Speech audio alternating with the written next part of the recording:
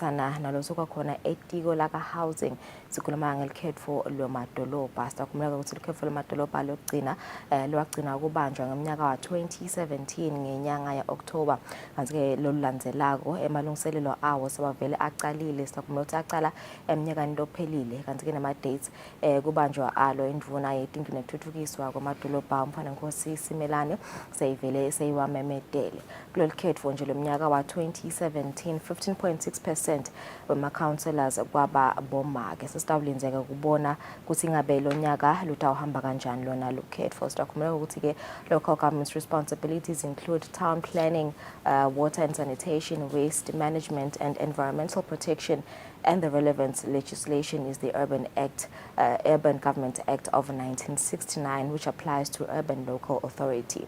Emva kwetindzaba ke nga6:30 lomhlekuseni sitabe sikhulumisana na elections coordinator Mulusihlanza kuva ukuthi ngabe litiko selilungele kanganani ngawo lo khetho asichazele futhi nange structure selama local government ama responsibilities nomination process kanye ne voting system sabe sikhulumisana naye lomhlekuseni at 6:30. Yeah, certainly looking forward to that conversation ndaba nawo lungelele think tindzaba delicate wonyalo indzaba mlonyeni siyabona lokumchaza kakhulu ukubona nje the engagement especially with bantu labale emaphandleni ekutheni nanabo ba equal engagement and participation ekutheni sive imivo yabo ukuthi yini labakufisile and I guess in system yetinkhundla ke encourage kona ukuthi bantu ba participate etindzabeni tekuthuthukisa live la kangwane kanti ke uMagabanca insimbi yesikhombisa Mbuso Gamete, who is the head of stakeholder and consumer affairs at the Financial Services Regulatory Authority, we are joining ukukhulumisa indzaba yema illegal schemes that have engulfed cishe nje umhlaba wonke lapho khona sibona abantu balutheka ekutheni bahlanyele imali tabo kuma schemes lati presenter ngathi are legitimate kanti ke they are simply meant or designed to rob them of their hard-earned money. The latest cybercrime awareness stats cites that between April 2022 and March 2023, 4 million emalangeni has been lost through cybercrimes. That's a period between unyaka nje lophelile nga-April to inyanga ya March lesuka kuwe a couple of months ago lo nyaka 4 million emalangeni has been lost and bathi nabayikhulumisa lenzaba bathi le mali lene nginakangaka lulu ikakhulu ukutargetwa kakhulu abantu labadzala bogogo nabomkhulu ngema grants abo khanza ukuthi bayabashayela babaluthe bathi sisifakele le mali lena sitayidalisa which is taking advantage of abantu labadzala busweti babo basheshe balutheke bagalebule ebudzaleni babo. So it's going to be an interesting conversation nasikhulumisa naye Mbuso Gamete from FSRA ngoba baveta lo ukuthi there are different types or rather forms of lama illegal schemes utasibreakela down onke nokuthi singadi protector kanjani ku. All right, ngakho sitakutfola lamhla ehlelweni. It's 7 minutes after 6. Let's take a break. Stop when it about Eswatini.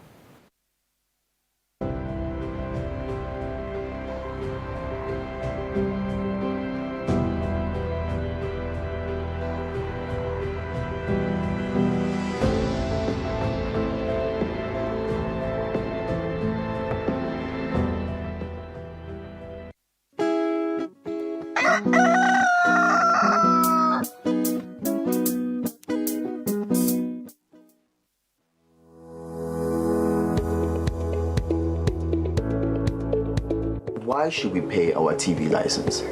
The content on our local television is actually more up to date. The industry is enhanced. It is a criminal offense not to pay your TV license and attracts a fine of 500 emalangeni or 6 months imprisonment. And the industry is definitely blooming, ladies and gentlemen. So that's what we have for you. But we'll be right back just after the break and we'll give you more of Miss V. Pay my TV license. That's why I can enjoy the benefits of an enhanced industry and keep track with recent transformation. Mommy, who paid for a TV license and what are they paying for? The owners of TV set and a gadget with a tuner like DVD set have to pay. Pay your TV license at NetBank with the details provided on screen. Or use your cell phone via the mobile money pay. You could also visit your nearest post office and pay there. Pay your TV license via Eswatini Mobile Imali. Any TV device retailer can purchase a license to trade. Pay your TV license and enhance the industry.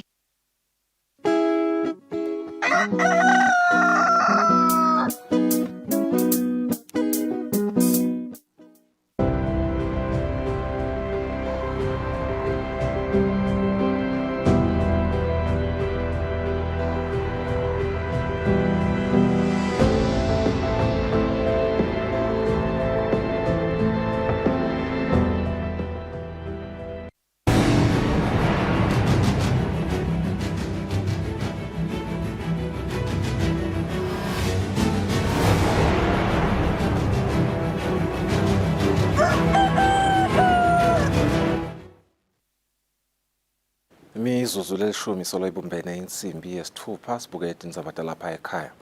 Indvuna yelitiko leti-70 nenhlalakahle yato Phila Buthelezi seyinxuse kubambisana kwetinkampani hulumende kanye neti-70 kucinisekisa inhlalakahle yeti-70 lapha eveni. Indvuna beyikhuluma ngesikhatsi ifisela ti-70 ilanga lelihle leti-70 leligujwa njalo mhla lulunye enyangeni Inkhwekhweti. Leli langa lemhlaba leti-70 lonyaka ligujwa ngaphansi kwesicubulo lesithi tekuphepha netempilo emsebentini pheceleti Safety and Health at Work. Indvuna yelitiko leti-70 nenhlalakahle yato Phila Buthelezi ifise leti-70 lapha eveni lilanga lato lelibusisekile yase iveta tinkinga ti-70 letibhekene nato lapha eveni kufaka ekhatsi emaholo kungahlonishwa kwemitsetfo letsinza inhlalakahle yeti-70 kulokunye lebita kubambisana kwahulumende bacashi nato ti-70. Netinhlelo tisachubeka kube nalomoya wokubukusa kusingabe inhlalakahle yato ti-70 ingabe inga-improve njani. Ngimaphi amakhambi ti-70 letingabambisana ngawo nebacashi nahulumende ekwenteni inhlalakahle yato ibe ngcono. Tingcinamba tiningi letitsinza ti-70. Kunetingcinamba temaholo labonakala ngasiwo lenetisako. Tingcinamba tekungahlonipheki kwayo imitsetfo tekuphepha emisebentini, tindzaba tekungacasheki ngendlela lengiyo. Ukhanzekwe ukuthi abantu bacashwe ngama-seasonal contracts for imisebenti lebonakala i-permanent. Labanye bama-casual emisebentini lebonakala i-seasonal or i-permanent. Labanye bacashwe ngetindlela yokuthi bebabete indlela yekubeka tikhalo nangabe banetikhalo ngoba labasebentela khona kusile abacashwe khona. Tindzaba tekusetshenziswa bangabhadali ama-overtime bantu benkosi kungabhadaleki ama-rates langiwo. Kusetshenziswa nangamaholide njengaleli nje lelikhulu siyayithola lembiko ukuthi kunetindzaba letiphoqele leti-70 ngelilanga lato lekuphumula kuze tiye emisebentini. Tinkinga letinjelo kusingabe kungabanjiswana njani ekutheni emalungelo ato ti-70 ahlonipheke kusebenta kwato nenhlalakahle yato ibe ngilebukeleke kahle sithi nje kulolu suku amane lokukhulu kube ekutholeni amakhambi aloko. Indvuna iphindze ithi kute tinkampani tikhicite kahle nemnotfo welive uthuthuko uye embili ti-70 kumele tibe ngiletijabulile ngemaholo ato nangato tekuphepha tisendawona umsebenti wato. Etindzabeni te-Eswatini TV kubika Samkelisuye Khoza Sembabane. Sive semphakathi wakadinga sithi sesifikile isikhathi sekuthi sive sibe nemandla ekuphipha noma ke ekukhipha lilunga lephalamende noma leyo ndvuna yenkhundla sikhathi sengakapheli uma nje angasawendi loko la kwethembisa eziveni. Lesive besikhuluma ngesikhathi libandla letelikhetfo lifundzisa lesive salomphakathi ngelikhetfo lapho lesive sivete nebumcoka bekufundzisa emanconywa ngenfutfuko.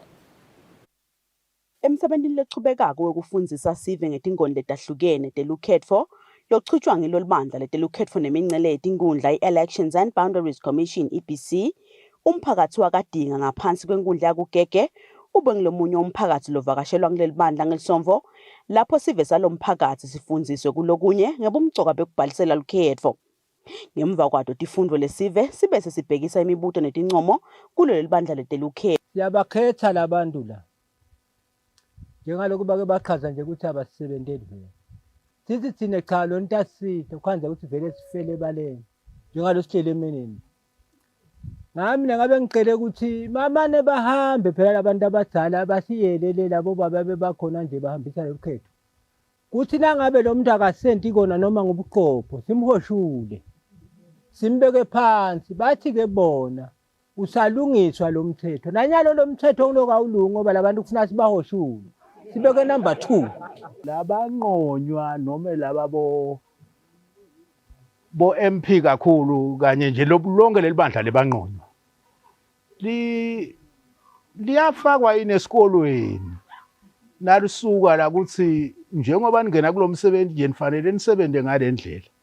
Kungenela likhetho kunesigaba sokuthi ufunze kangakanani yini, gcineka bani esikolweni noma kufuneka abafundi noma bangafundi noma kuyabhicwa. Ngoba kuthiwe kusuka ku-18 shothi kuya ku-100 years uvumelekile lona 70 years to 90 years kuye eParliament. Ngikusho kwalo libandla letelukhetfo nemincele yetinkundla imiphakathi lesevakashelwe kufundzisa sive ngelikhetfo ilinganiselwa kulokungama-80 ekhulwini 80%. Etindzabeni yeSwatini TV kubika Samkeliswe Khoza kanti titfombe tichamuka ka-EBC. Ayisekho emhlabeni indvuna yenkhundla yaseMathanjeni North Thandiwe Nzimanze. Kushona kwaNzimanze kuqinisekiswe indvodzana yakhe Celani Nzimanze nakaxoxisana nalo msakato. Celani uthite unina ogula esikhathi lesifishane wase uyashona. Uthi-ke umndeni usetohlangana kubeka ilanga lekumfihla. Buchopho wakumaphungwane Maliwa Maziya naye okuvumile kushona kwale ndvuna yenkhundla. Maziya uthi indvuna beyikadze ilashwa esibhedlela sahulumende eMbabane kanti bekakadze yakhala ngebuhlungu etinyaweni. Indvuna ishone ngemgcibelo kunembiko.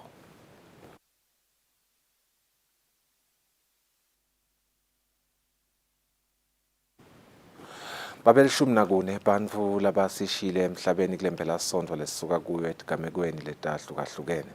Loku-ke kuvetwe lisekela lalochumanisa emaphoyisa kanye nesive noSipho Mnguni. Laba labanye labashonile kulabo labalishumi ngilabo labatikhungile kanye nalabo labatfolakele bashonile. Lisekela lemchumaniso maphoyisa kanye nesive noSipho Mnguni uchaza ngalabo labashone ngekubulawa kanye nalabashone etingodini tetimoto lokubala kuletinye tetigameko. Babe bathathu lababulewe etindzaweni yaseMbabane, yasePickspeak neyasebhunya. Lapho khona kule tigigaba lethu ukhona umunye losabushiwe kule ndzaba yaseSpiki. Kulokunye ke sibone bantu basishiya emhlabeni ngetingoti temgwaqo. Lapho khona kukhona lapho kushayisene ibhasi neQuantum endaweni yaseSithokodo shothi ngemgcibelo ngetithuba labo 3:30. Lapho khona kule moto lencane bebagibele babathathu. Umshayeli ke namunye wale beba kuyona le moto lencane babe sebayasishiya emhlabeni. Lelo lomunye ke wakhona usese admithiwe esibhedlela sase RFM. Kule Quantum ke kwaba ngoti makhatha njengoba umshayeli naye usese admithiwe esibhedlela basamelapha bese kulabe babagibele labalishumi bona belashwa batreatwa bakhishwa esibhedlela sase Luke Commission. Bese ke lokunye siphenako udingoti letiphose etabadi ngudlwana ama serious accidents lapho khona leting 6 tendewe nje tindzaweni leti cishe lonke lelive kodwa ke lokukhona lapho labang 6 bakhona kule tingoti basikhuluma nje basetibhedlela lapho khona baselashwa bese 7 wabo belashwa baphuma ikakhulu ibanengi bakhona bebelashelwa esibhedlela lasakamanzini eRFM. Lokunye ke lesikubonile ukuthi kukhona umunye lowashaya ngumbane shothi ngelesihlanu kunalitulu nje lesitalikhumbula lelana Shubeni Tabonsambama. Mnguni uthi tibe tincane tegameko letihlatimlisa umtimba etindzaweni tebumnanzi etindzabeni kubika Fortune Dlangamandla nginamuzi Mkhonda siseMbabane.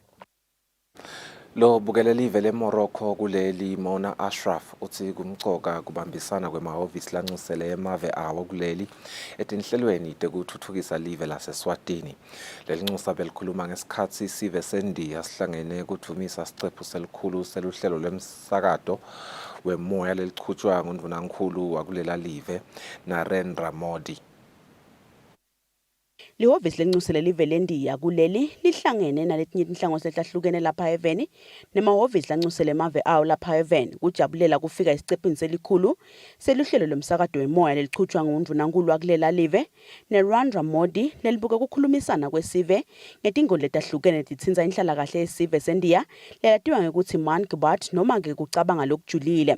Lenxusele live leMorocco kuleli Mona Ashraf akhulumela labanxusele emave abo lapha eveni uthi lamahhovisi kusemsebentini wabo kubambisa live laseSwatini kutentfutfuko. Eid is celebrated after the holy month of Ramadan, and I take this opportunity of wishing all Muslims in Eswatini Eid Mubarak. We are all a big family and we need work hand in hand to enhance the joint community function in Eswatini. Umphathi welibandla lekuphunga dehlakalo lapha eVeni National Disaster Management Agency lwaseDlamini uthi live lendiya lilibambise kakhulu live laseSwatini kude tindzaba tedehlakalo. We received 1,000 metric tons of rice and $1 million to mitigate the impact of drought. And recently, we put together a proposal and we submitted to the IPSA, which is India, Brazil, and South African facility, and the Republic of India supported us, especially, the Office of the High Commissioner in Swaziland supported us, and we indeed got a funding of $1 million again, and the project is on its second year. The impact is huge. So we've seen potable water being provided to communities. We've seen communities being trained on how best they can grow indigenous crops. Kulomhlangano lamave lamabili achubeka aqinisekisa kubambisana kwawo ikakhulukade kulondvoloteni emasiko njengemave lamabili lahlonipha emasiko awo. Etindzabeni teSwatini TV kubika Samkeliswe Khoza nginaThemba Inkosi Mavimbela eMbabane. Sihlalo welkomiti lebafundisi ngaphansi kwemphakathi wasesiphocosini Reverend Mduduzi Mamba uthi uma inkolo letahlukahlukene tibambene tingenta lokukhulu ekuthuthukiseni imimango kanye nasekusiteni isive lesihlubulile. Reverend Mamba ukusho lokhu ngesikhathi lelikomiti lebafundisi lihlangene lapho belithula khona imibiko yokusebenza kwalo. Lamabandla lahlukahlukene ngephansi kwemphakathi wasesiphocosini nge-51. Sihlalo welkomiti labafundisi Reverend Mduduzi Mamba uchaza ngalabahlose kwenta. Sesibonile nalabanye bogogo labaswele lekhanye sike safika nye ekhaya kunamthoyi safika lenye ekhaya indlu iyawa sibafundisi se no ezisenda inhlelo zasemphakathi senda inhlelo tethu letisita thine emagajeni ethu sesitawu targeta manje ukuthi iyouth singayisita kanjani bogogo labahlubulile singabasita kanjani. Abaholi bemabandla lahlukahlukene bathile ukubambisana lokukhona kubo babaholi kunemsalo omuhle nasekubuyiseni kuvana kumalungu emabandla lahlukahlukene. Kusita kakhulu ngoba umphakathi uyinto yinye. So nanihlanganiswa ngumphakathi nivele nibe into yinye nje. Naloko kuthi ke sonke sikholwa Jesu Kristu weMazulu. Solo siqalile lokuhlangana umehluko siyawubona siyakhona kuvakashelana ngiyakhona uinvite umfundisi walelinye libandla abuya toshumayela kami ngiyakhona ku-invitewa nami ngiyowenda something else ebandleni lelinye mhlambe lengingabafundisa ngako. Sawesibili lomnyaka solo lamabandla acala lelikomiti lapho khona habuka phinze imisebenzi leminyenti lefaya ekhathi kunakekelana abalibandla la Jesu Kristu kulomphakathi wasesiphocosini. Etindzabeni kubika Fortune Dlangamandla inamuzi mkhonta sesiphocosini. Emasonto lamane enzawo yakandinda ngephansi kwenkhundla yasentondozi yahlanganisa abantu labasha kutobafundzisa ngekugwema bucala nekutiphatsa kahle. Labantu labasha baphinze bafundziswana ngetempilo nekuhlandeka. Labantu labasha baphinze badlala imidlalo leyahlukahlukene babe batana kabanti nanaboke bafundzisana lokwahlukahlukene nenchakele ngachamuke kulamasonto beyingcenye yalemidlalo netifundo.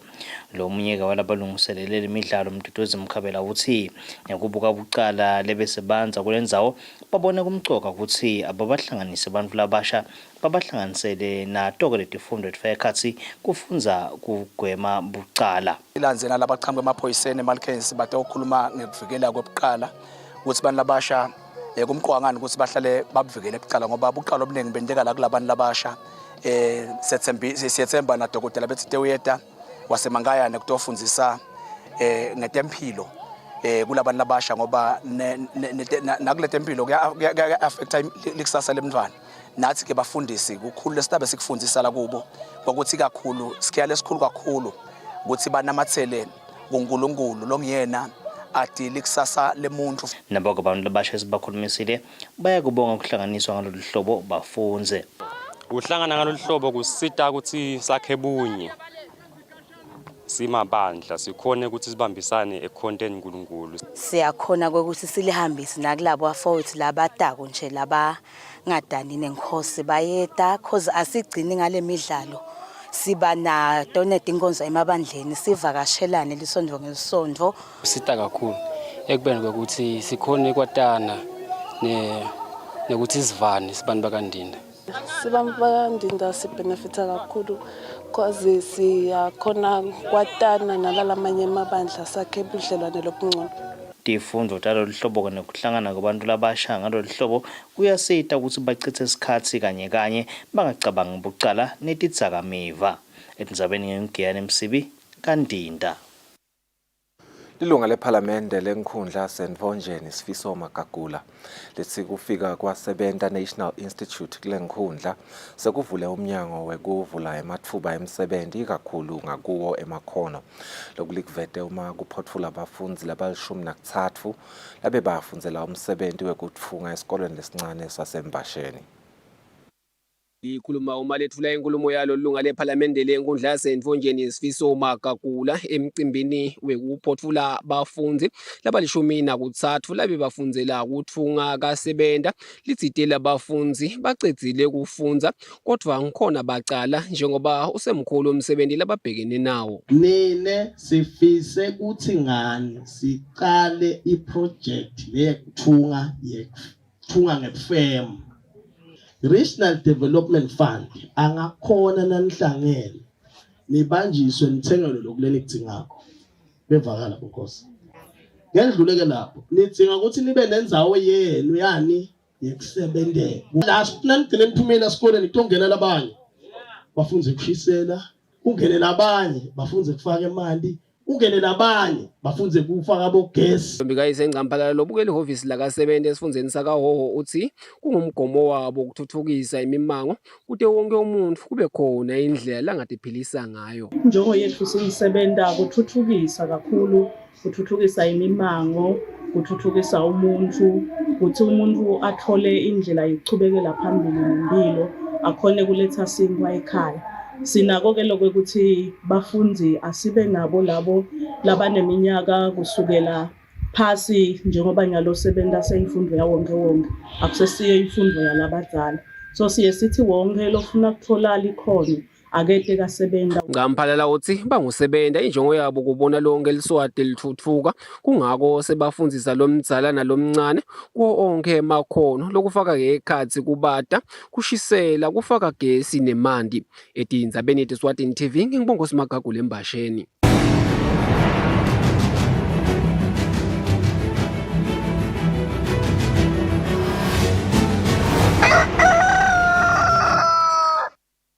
Kutemidlalo umceceshi welicembu leManzini Wanderers nyanga yezizwe Hlophe uthi luthando lanalo lweManzini Wanderers ngilo lelimende ukuthi abuye atocecesha lelicembu kude litobalekela kudliwa inkemba yekwehlela kaNational First Division. Hlophe bekakhuluma ngesikhathi lelicembu lincoba ukuthi abankulu Kellis ngemagoli 2-1 lokwende ukuthi lingasadliwa inkemba. Umnyaka wobhola wa-2023 kube ngumnyaka lophithitela kakhulu ecenjini leManzini Wanderers lokufaka ikhasi nekushintshwa kwabaceceshi njengoba leli qembu laqala isizini lesetulu naJames Ngunene. Wahamba James Ngunene weta Teresa Ichangara lowasekelwa nguMpendulo Mawelela. Wahamba naye Teresa Ichangara kwasekubuya nyanga yezizwe Hlophe lapho khona nakefika abadlali bahamba bendelwa umcimbi wekubakhuthatha njengoba besekusele imidlalo lesikhombisa kanzi bebalengela inkembeni. Kodwa-ke leli qembu likhonile kuvika inkemba noma sekusele imidlalo lemibili. Oh mina ngithi mina ngiyiWanderers ngiyaxoshwa kaWanderers. Mina ngizange ngitihambele ngiqoshwe. Wangiqosha ngihamba ngoba ngicabanga ukuthi ufuna ukukhenika khona lo ufuna ukulungisa ukuthi ungatukona mina. Ngihambe. Na ungibita njalo uthi Bheki ngiyawubona uyaqila umkhumbi ngiyabuka. Ngikhuluma kabi bathi ngalile. Kanti mina ngifuna ukulungisa lesimo. Ukuthi asibe conducive besuka base babuya nababuya sengithi haya ngilo approval point ukuthi angibuye ngilofike ngiyilungisele nje ngoba vele ngingayilungisa. Kanzi Mlamuli Nkambule lomkapteni walicembu uthi badlali bebavele batimisele ukuthi batayivika inkemba. But asisho nanyalo sesicedzile sesele 2 games. So thina sibadlali beManzini Wanderers. Mandate yethu yabe ukuthi manje siwine lo 3 games bakasele. So nyase kusele 2.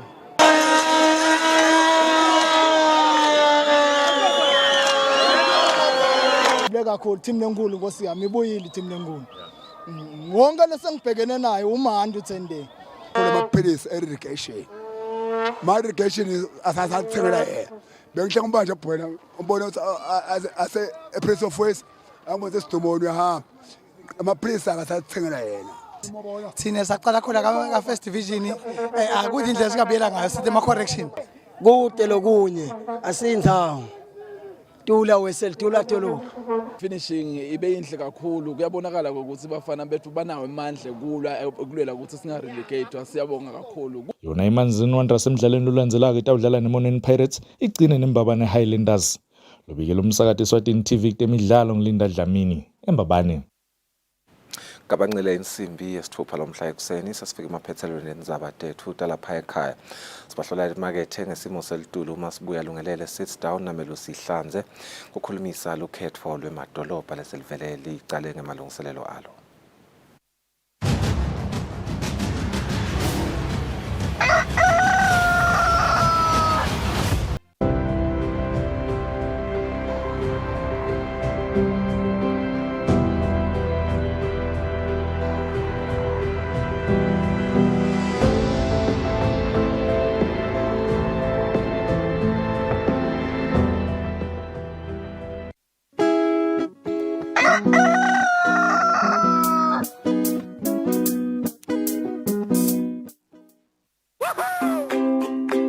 Your TV license quickly and easily with MTN Momo. Simply dial *007 *3 hash and select option 8 for TV license. Enter your national ID number as your reference and the amount you wish to pay. Then enter your PIN to confirm your payment. Once your payment has been made, you'll receive a confirmation SMS of your payment. If you're a first-time payer, you get another SMS for your TV license. So legalize your entertainment from the comfort of your home. Pay your TV license the easy and convenient way with MTN Momo. Everywhere you go, MTN.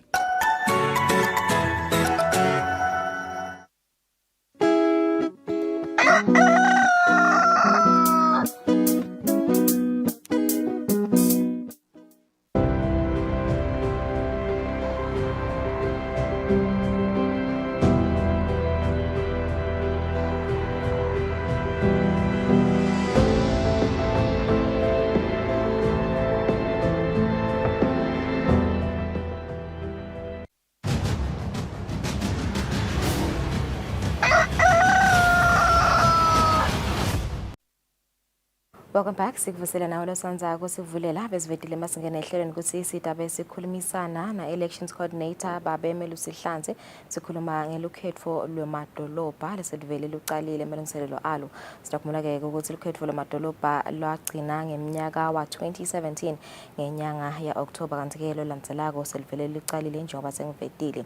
Kanti ke nama dates kubanjwa kulwalo indvuna yetindlu nokuthuthukiswa kwamadolobha umvana Nkosi Simelane yawamemete ifikile liphelile ilikhetho nje lomnyaka wa 2017 kwavela lokuthi 15.6% wama councillors kwaba bomake sesitawubona ke ukuthi ngabe kulomnyaka losetulu lukhetho lamadolobha lutawuhamba kanjani siyakhumbula ukuthi ke maningi ke ama responsibilities alabo labakhethwa kulolukhetho lokufaka ekhathi yona i-town planning water and sanitation kanye ne-waste management ne-environmental protection kanti ke umthetho ke labasebenza ngaphansi kwawo Urban Government Act yeminyaka wa 1969 sisivele sinaye lapha melusihlanze losoka khona etiko la ka Urban Housing and Development kukhuluma kabanti nje ngalo lukhetho losodivele luqalile sitachazela kabanti ngestructure sema local government responsibilities abo mayor kanye nabo councillor nomination processes kanye ne voting system asikumukele sikuvusele babahlanze sabanga ukuthi ukuvuke namhla ekseni kuthi sichazela nje ngalo likhetho ngikhumbula ukuthi nani amemetela ama dates noma nanisukumisa lolikhetho eminyakeni lophelile kwakusolo kungacaci nje kahle ebantwini ukuthi selibuyile likhetho ngoba siyakhumula ukuthi libanja njalo every 5 years so mhlambe nje kucala nje kusiniketa nje leyo background yalo likhetho ukuthi ngabe vele mhlambe licala kanjani ithini procedure ama processes lekumele alandzelwe libaleke kanganani likhetho lamadolobha. Siyabonga Mthombeni sivusele kubabukele ekhaya la uqala khona ucala enzabeni lemcoka kakhulu ekutheneni live lonke kuze ukuthi lithuthuke liye libone ukuthi kufanele engcenye litende tindzawo letijube litende tindzawo letincane bese-ke kuleto tindzawo letincane sekubekwa bohulumende labatawubuka leto tindzawo ngilele sikhuluma kakhulu nge-decentralization. I-decentralization-ke yinto leyabonwa bohulumende ukuthi kuye kube kuhle ukuthi mangabe kukhulunywa ngentutfuko yendzawo kungakhulunywa nje ngelive lonke kanye kanye kuyatiwa lokuthi tindzawo ngayinye kukhona tintfo letiba sithi nje ngesilungu peculiar kuleyo ndzawo. Mawukhuluma nje ngelive laKangwane lijutshwe kakhulu ngetifundza ngekubona ukuthi tintfo lencenye leti mcoka kahoho noma leti batsintsako abantu bakahoho atifani netintfo letitsintsa abantu baseshiselweni. Singabekisa nje ukuthi abantu baseshiselweni kakhulukati mase siyandasa kubola vumisa batsintsa kakhulu somiso kanti kahoho lina kakhulu. Utawukhanza ukuthi abantu baseshiselweni bayafisa ukuthi kube netintfo letiletha emanti ngetulu kwalele tidzingwa bakahoho.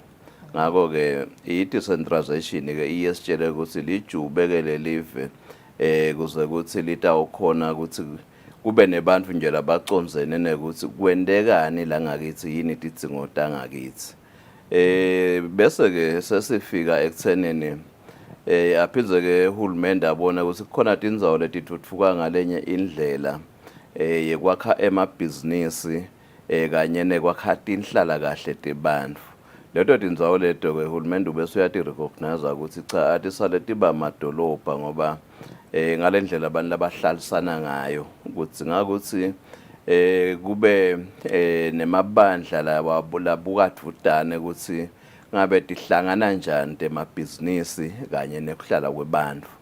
Ungati-ke masingabekisa nje lakhatsi edolobheni laseMbabane noma nasedolobheni lakuMathapha kungaba lukhuni ukuthi noma ungaba nesifiso lesinganani wena ukuthi ube nendzawo yakho yekuhlala lakhatsi edolobheni encenye ufuna ukuthenga nje indlu yakho uhlale lakhatsi edolobheni lapha ku-Alistamila Street kunengi lokungakuthikabeta ukuthi uhlale kahle. Ngakho-ke kuthi mase kuhleliswa-ke sekuyabonakala ukuthi cha labahlalako abakhweshe la bahlalele lapha kanye nebasomabhizinisi abangabi kakhulu emkhatsini webantfu kuze kuthi kukhone lokuhlaliseka kwebantfu. Ngiko-ke nakhona-ke bese kuba nekuhlukanisa ucala indzawo lena yasemaphandleni lendzawo lena yasedolobheni. So ngiko-ke lokwenta ukuthi sibe netindzawo lesithi ti-rural bese tiba khona lesithi ti-urban. So-ke ngekuchubeka-ke noma emuva lasisuka khona nga-68 kwakukhona-ke lokuthi emadolobha atawukhetha ngekwehlukana naletindzawo leti-rural. Kucale khona lapho-ke kuze kube nginyalo-ke solo vele kwehlukana akuhlangani. Ngiko-ke siye sibe nelukhetfo lwetinkundla lelibukwe i-EBC sekunelukhetfo lwemadolobha ikakhulukati lolubukwe nyalo sithi i-Ministry of Housing. So-ke leto tindzawo leto timbili kuthiwa ama-local governments kodwa-ke tibukwe ngetindlela letehlukene. Sibuye-ke iphindze ne-constitution ya 2005 nayo yaphindze futhi yakugcizelela lokuthi tindzawo kufanele ukuthi tiphathwe bantfu labasuka kuleto tindzawo leto. Uhulumende-ke uye ende imincele ukuthi umncele wala utawusuka la ufike lana umncele waseMbabane nje siyawati ukuthi usukaphi ufikaphi umncele wabohlathi nato tonke nje letindzawo ukuthi cha lo mncele lona so emadolobha. So-ke le structure sethu-ke sithi kuleyo mincele lengekhathi kwaletindzawo lesithi ngemadolobha lukhetfo lwakhona luyokwendiwa emva kweminyaka lesihlanu every 5 years siyahamba sendela ukhetfo. njengoba ke sagcina 2017 siluqalile ke lukhetho nga October walilontsha minister makavalisa ama-councillors lankala bekakhona ngaleso sikhathi washo ukuthi sekuvele kucala lukhetho kunengelo kwendeka kwelikhethweni encenye ku background lesi ukhanza ukuthi asibone ukuthi ngabe kwendekani kusuka ke kulomnyaka lophelile besisebenza kodwa ke siku background silungiselela ekutheneni mase kufika lelanga lelukhetho kuta 21 kodwa ke labakubona eMaswati sayicala ke lokufundisa nje ngelukhetho eminyakeni lokuphelile kwaze kwasacala ke kubhalisa kulomnyaka lona ngaJanuary saze savala ngamaji mhla ka10. Okay. Siselapho nje ekubhaliseni babahlanzi ingabe vele mhlambe leyo process lehambe kanjani ngabe inombolo etebamfu lebentigadzile ngileto lentitfolile yini kulolu khefu lonyaka ekubhaliseni? Siyabonga nje neMaswati kuhlonipha kanye nekuphuma bete la kubhaliswa khona.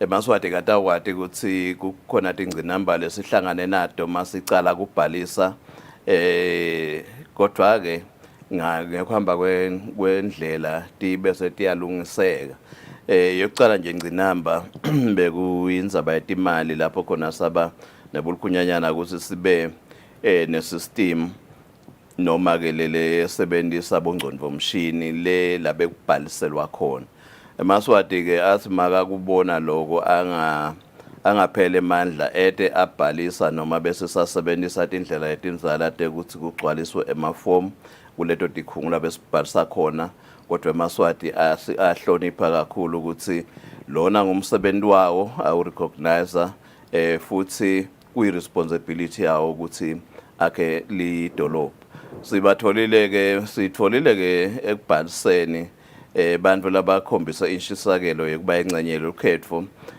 bantu labacishe bangetulu kwa 28,000 lo 28,000 ke ube kuthuthuka masibuka emuva la sisuka khona because besifike cishe ku 20,000 eminyakeni ku 2017 so ke sibonile ke Maswati aphuma atobhalisa lesingakusho nje lesikubonile masenda lubhaliso lwethu bobabe basa vele basenayo umdlandla kanye nekusukumela edulu makwendiwa libhaliso sikhala ukuthi bangetulu kancane kubomake bomake bacishe bafika ku 13,000 kodwa bobabe bayaya ku 14-15,000 so ngiloko lesikubonile lokwendekile iyouth ke nayo siyabonga ukuthi bantu labasha cishe baphumile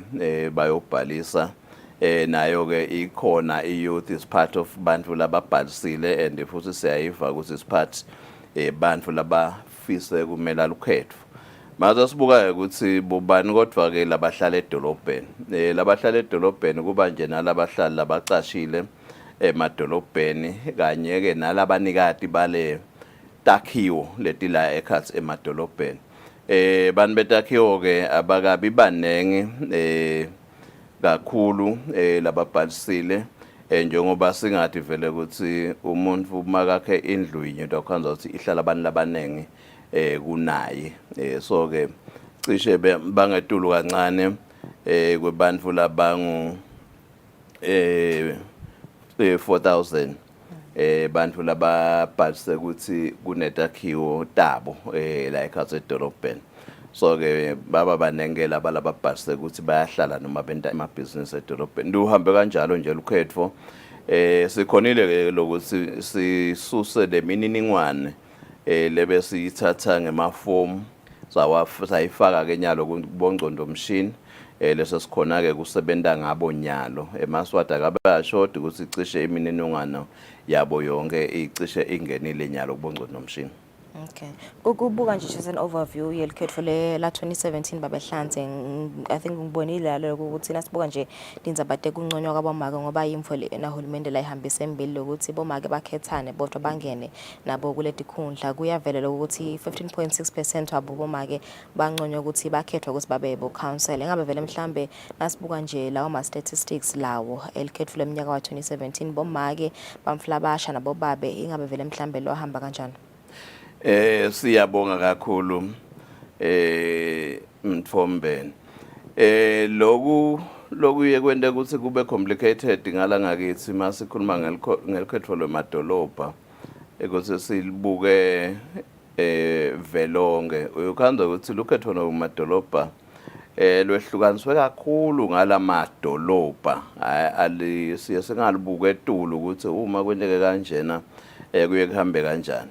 Because mase sisihlanganisa statistics ukhanda ukuthi sesiyethusa kanti mase ubuka ngaleli dolobha ngalinye yokhanda ukuthi kulamanye amadolobha kuhlimbela bomake bakhona babe ingcenye lenkulu lamadolobheni bese ukhanda ukuthi ke kukhona ke amadolobha vele la solo bomake basemva kakhulu elidolobha laseMbabane nakulomnyaka lophelile nakuloya kwabade make loba ingcenye yekuba sedolobheni I think in 2012 labe sinama ke munye labe kakhona ayingcenye yelidolobha so ke kuye kwente ukuthi singakhuthateli noma kusenta sikhuthale ekutheneni sikhuthade bomake ukuthi sekuncane kakhulu lokungabavimba ukuthi babe ingcenye emadolobha ngoba vele livela kangwane li liberated ukuthi bomake baphathe noma badlale lichaza lelikhulu ekuphatheni kwetindzawo. Okay. So nyalo sinikuphi le process ngoba I think siyibonile indvuna was it last week noma 2 weeks ago sakamemetele ama dates ngabe vele mhlambe nyalo senikuphi nemalungiselelo alo likhetho. Siyabonga kakhulu cishe nyalo ngileti khathi vele bantu lase beva ngazi ukuthi sekugijinywa kakhulu khona yebo kona bebeva makubhaliswa ukuthi kufanele kusibagijime kodwa ke nyalo vele setikhathi tebumnanzi bantu sebasukumile bayagijima nyalo ke sicetsela kubuketa i-voters roll masibhalisa siyesibhalisele ukuthi kube nesiciniseko sekuthi bantu laba selukhethweni kuba ngibo labakhombisa inshisekelo yekubhalisa number 1 so ke sithi ke mase sicedzele voters roll bese siyababita ukuthi buyani ke ngoba soyikhombisile inshisekelo yekubhalisa sale uvela la ngalamahhovisini uyohlola lokuthi vele sakhona yini ukuthi sikufake kungcondo lomshini kuze ukuthi ungabe sesowusalela ngaphandle kani wabhalisa kwase nje sekuba neliphutha lemuntu lo faka lapha kungcondo lomshini ukuthi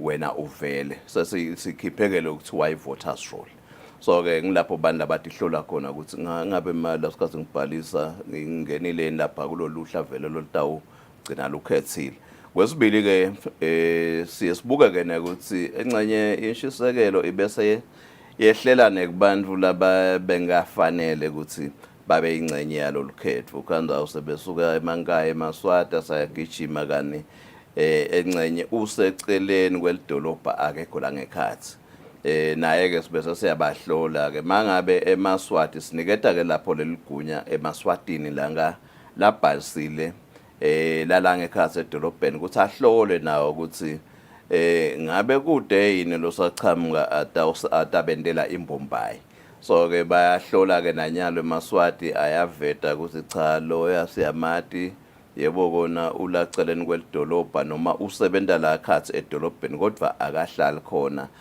bafake ke lento dicelo ukuthi sicela ahocise wekunene sinelibandla ke indvuna leliphakamisile evikini leliphelile lelesisibo returning officer sebavele ke nabo sebemengemumo ukuthi bahambe bayobuka ke lalo lokukhalwa ngabo bakuhlolisise ke nawe ukuthi abakucambeli nemanga mangabe kukhanzakala ukuthi cha bayakuphoca nje uhlala khona edolobheni utabe seke soyachubeka uba ku-voters roll.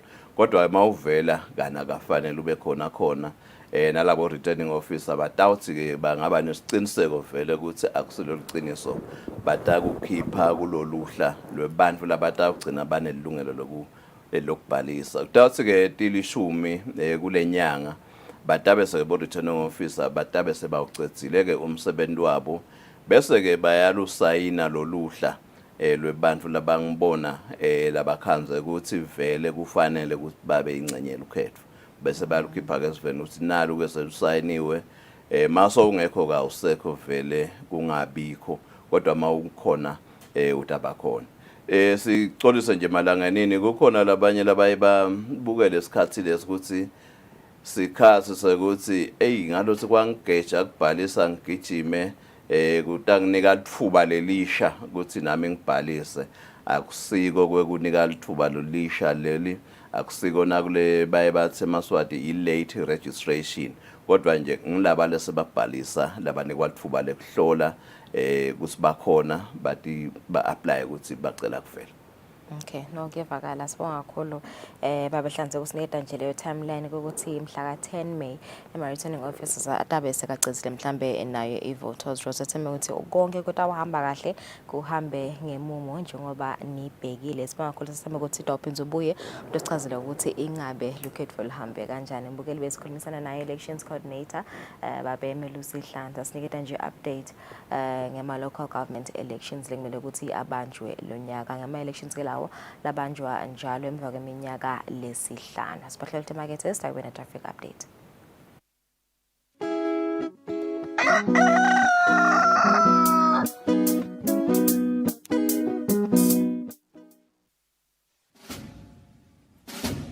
Lesi sikhathi lapho khona emaphoyisa agubha kuba khona kwawo even. Kulapho kukhuthathwa khona sive ukuthi sike sihlale phansi sibuke bomcoka bemaphoyisa empilweni yabantu siphindze sibuke indlela letinsha tekuphepha kubo bonke bucala lobuveta sihloko sive sakangwane siyakhunjutwa ukuthi singawafaki emaphoyisa etinkulumeni tepolitiki ngoba liphoyisa alingeni futhi alingenelani nepolitiki emaphoyisa alwa nebucala netingoti temgwaco kuphela nje ingako emaphoyisa athi wonke umuntu eveni akahlale ngaphandle kwekunceneka ukuthi angahle ahlaselwe tilwane tasendle umuntu lohlala Eswatini akatiphilele atisebentele ngaphandle kwekwesaba kuhlaselwa kwemucwa nekucekelwa phansi kwempahla yakhe nawe wena lophathekile emaphoyisa athi digulele kahle uze uphile ngaphandle kwekuphatamiseka lokungenteka ngekuthi tidlova tingene tihlasele labo labakunakekelako kuleyo ndlu sive lesihlakaniphile nguleso lesiphakamisa kusebenta kwemaphoyisa nabo bonke labalwa nebucala ngale kwaloko timbungushe tiyawuwangenela emazinyane kungenamuntu ekhaya lo mlayeto niulethelwa ngemaphoyisa embube abambisene nomsakato wetithombe.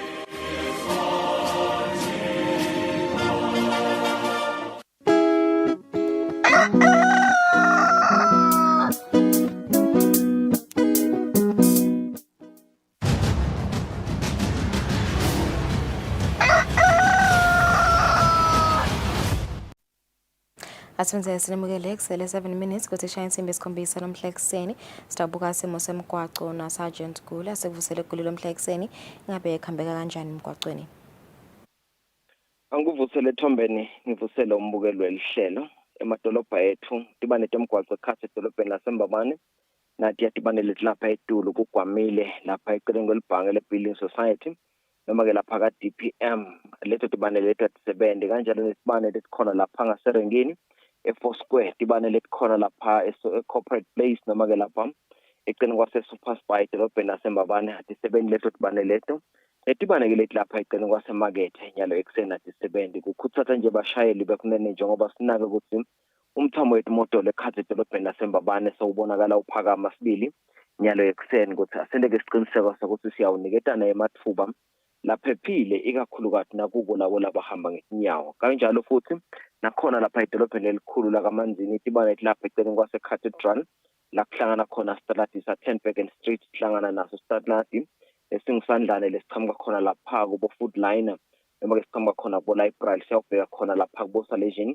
naleto dibane leto ati 70 kanti inhlangano khona letibane letikhona lapha eceleni kwaseposini naleto dibane leto ati 7 yalekuseni siyagcizelela nje bekunene ukuthi na uyakumahlangana ndlela yenda siqiniseko sokuthi litibane nakho uyalinciphisa kanti emgwaqweni wesihlomkhulu losuka lapha eTulo ekeni lasengwenya eTulo engwenya lapha kunaye i-traffic circle kuneloli lebeyichamuka khona emotshane ibheka khona egedeni ithitheneke nayila khathi kule traffic circle yase seyiyafa ibukene nayo ke iKentucky kwenta ke ukuthi imotolo letibheka khona engwenya tingakhona ke kusebenzisa wona ke umzila lokeka yona i-traffic circle ngesenxele kepha ke setiyawuncikisana naleto timoto letichamuka khona egedeni lasengwenya letibuya khona ke emotshane kugcizelela nje kakhulu bekunene kuselitubane asilinciphise sisasonzela kuleyo ngcingwana leyo kanti kulonye elihlangothi na usuka khona lapha edolobheni lasesifiki ubuya khona eTulo edolobheni lasembabane lapha endzaweni ekuthiwa kuselihlangothini number 1 makunonzana nje netimakethe lapha eTulo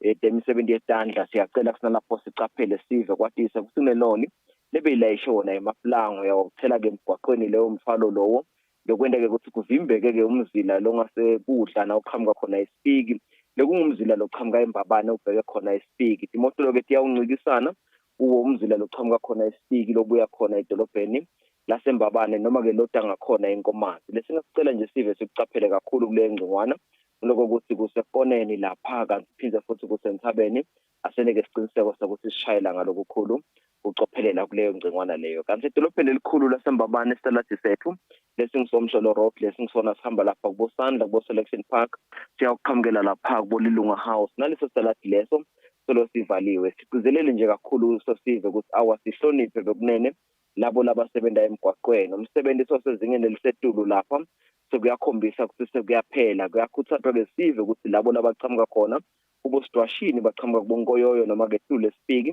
bangalokothi kuhamba kuleyo mgwaqo loyo somhlolo road kepha ke asizame kusebenzisa wona umgwaqo lomkhulu longena khona edolobheni nekugcizelela ke kulabo lababonakala bathatha imatfomo ekusebenzisa lo mgwaqo ukuthi awube kunene siyacela ukuthi ningaphatamisi kusebenza njengoba nani yawubonakala nihamba eTulo kuloyo mgwaqo lokho kuyawusho ukuthi sekufanele babuyele emuva ungasachubeka umsebenzi ubheke khona embili siyasinxusa nje kakhulu sive bekunene ukuthi asichubeke sishayele ngalokukhulu ucophelela sisebenzise lemimigwaqo lengena khona ekhaya edolobheni nekuvete ke ukuthi khona lapha kubomotshane na ubheka khona lapha kubonkhaba kuhanjwe kuvalwa igodzo kwatisa kusomgwaqo wethu so uphinde unema potholes lamakhulu ekhathi nemgwaqo ngakho ke siyacela sive ukuthi sishayele ngalokukhulu ucophelela kwetinye ifunza ugcizelela nje imfuyo lebonakala kwemgwaqweni nokuthi ke sikhuthaze bekunene ukuthi asihambe ngelitubane lelilingene singajaki kepha wena isiqiniseko sokuthi uhambela kufika kuphepha kwakho kuphepha kwami nasikanye kanye sibambisene sawukhona ukunciphisa ingoti nabo buqala event siyabonga kakhulu Thombeni ngifisela kusebenzela kuhle endlini yesakala Sibonga kakhulu nakuwe Gule ube nelanga leli phephile 3 minutes before 7 o'clock sitabahlole emakethe sibe sithathe ama international news.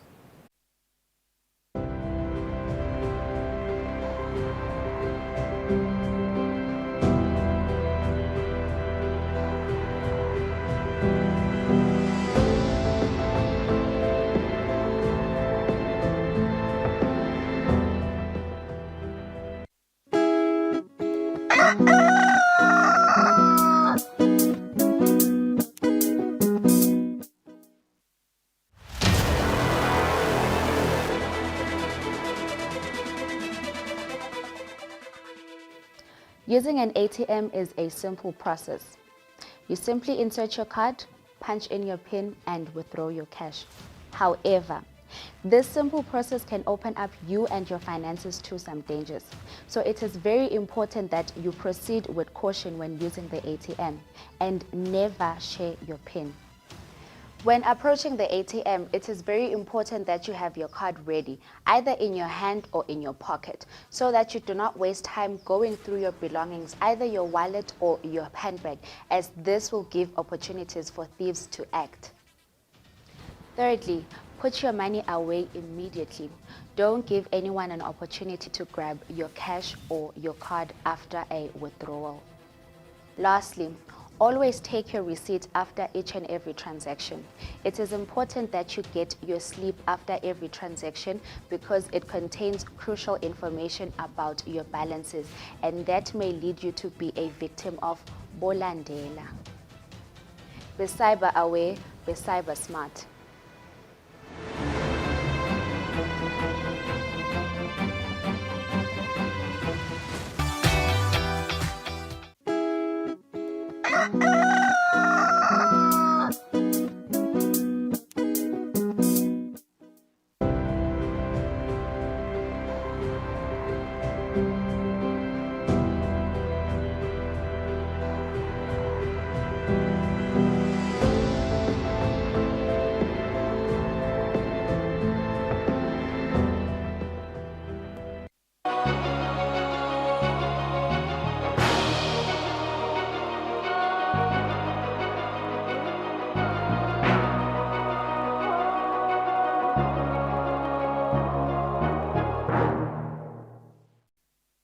Welcome back. It's a minute after 7. Let's take a look at international news. The United Nations warned on May 1st that 800,000 people may flee Sudan as rival military factions battled in the capital, despite a supposed ceasefire and foreign states wound down evacuations. Here in Khartoum, the sound of gunfire, despite the warring sides agreeing to extend a much violated ceasefire by 3 days. Millions of Sudanese have hidden in their homes, attempting to shelter themselves from the bombing and shooting between the Sudanese army and the Rapid Support Forces. They're faced with food, water and electricity shortages. Confronted with a situation which it describes as unprecedented, the UN has sent a top humanitarian official to the region. World Food Programme has also said it will immediately lift its suspension on its operations in Sudan, which was put in place after 3 of its members were killed in the clashes. WFP is rapidly resuming our programs to provide the life-saving assistance that many so desperately need right now. According to the UN Refugee Agency, some 50,000 have fled the violence, seeking refuge in neighbouring countries including Chad, Egypt and the Central African Republic. Many evacuations are taking place from Port Sudan, a coastal city which has been spared from the violence. Men, women and children are heading towards Saudi Arabia on this boat, many of them traumatised. It's a loss of a country that doesn't deserve to be used as a war zone. It's very difficult really for me because I spend a lot of time. No, I'm coming blank. I leave everything, all my house and everything, all the memories. Within the country, 75,000 people have also been displaced. Currently, the conflict is affecting 12 of Sudan's 18 states. According to the UN, 270,000 people could flee Sudan if the war continues. The United Nations World Food Programme said on Monday it will immediately lift the suspension of its operations in Sudan that was put in place after the tragic deaths of its team member. Just across the Sudanese border in neighboring Chad, refugees gather to receive humanitarian aid supplies. Sudan itself is only now receiving its first shipment of aid. 8 tons of medical supplies airlifted into Port Sudan from Jordan, an operation organized by the Red Cross. We're really hoping that this becomes part of a steady coordination mechanism to allow other flights to come in. We have another team ready, another medical contingent ready to be flown into Sudan, and again, hoping to get the right clearances with the right security guarantees to deliver these to the hospitals. As fighting continues to rage in Sudan, despite declared ceasefires, hospitals are running out of nearly everything they need. Here, near Khartoum, critical medications are being rationed. After checking our supplies and consulting with personnel responsible for medical stocks, we've concluded that the current situation cannot be sustained for more than a week. This is a huge problem. The World Health Organization is sounding the alarm over a looming catastrophe. Even before the war, Sudan was heavily dependent on international aid. The United Nations, meanwhile, is sending its top emergency relief coordinator to the region to oversee the UN response to what it calls a rapidly deteriorating humanitarian crisis. Most families from Bakhmut, Ukraine, left months ago as fighting in their cities became vicious. But now even those who vowed to stay to the end are leaving. The battle for Bakhmut is the longest and bloodiest of Russia's invasion of Ukraine to date. Most people left the city long ago, but soldiers are still rescuing some families who stayed out of love for their homeland, fear of homelessness and poverty, or both. Fleeing families say nowadays it's impossible to know how many people still remain. We were underground in a bunker all the time, so we don't really know who's still there. At a former kindergarten in Konstantinivka, aid workers from Bakhmut say they provide temporary shelter before sending evacuees to cities farther away from the violence. This city is about 30 kilometers from Bakhmut, and it still takes fire regularly. The ongoing tragedy in this region, which has been at war since 2014 and is now the epicenter of the war in Ukraine, is in stark contrast to the area's past. Bakhmut was once home to more than 70,000 people and well known for salt production, sparkling wine, and natural beauty. It was a cozy and beautiful city. It was very green. Bakhmut was literally filled with greenery. There were roses and trees everywhere. Every street in Bakhmut was lined with green trees.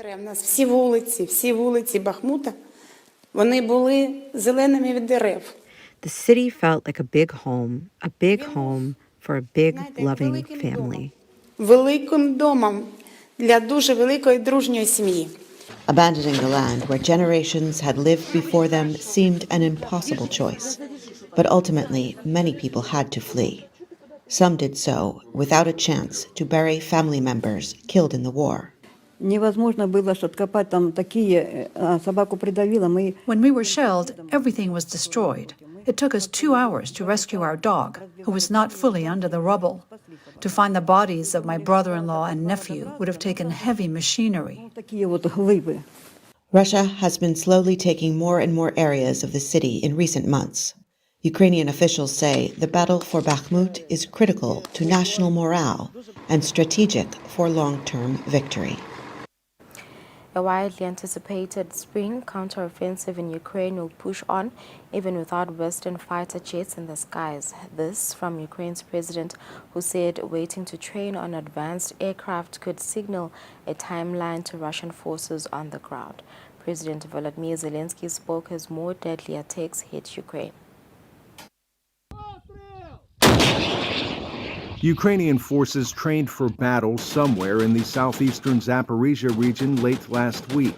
Ukraine is expected to launch a long-anticipated spring counteroffensive following Russia's winter offensive, resulting in small gains despite bloody fighting. For months, Kyiv has requested advanced weaponry from the West, most recently asking for F-16 fighter jets or similar aircraft. To date, that has not happened in the public eye.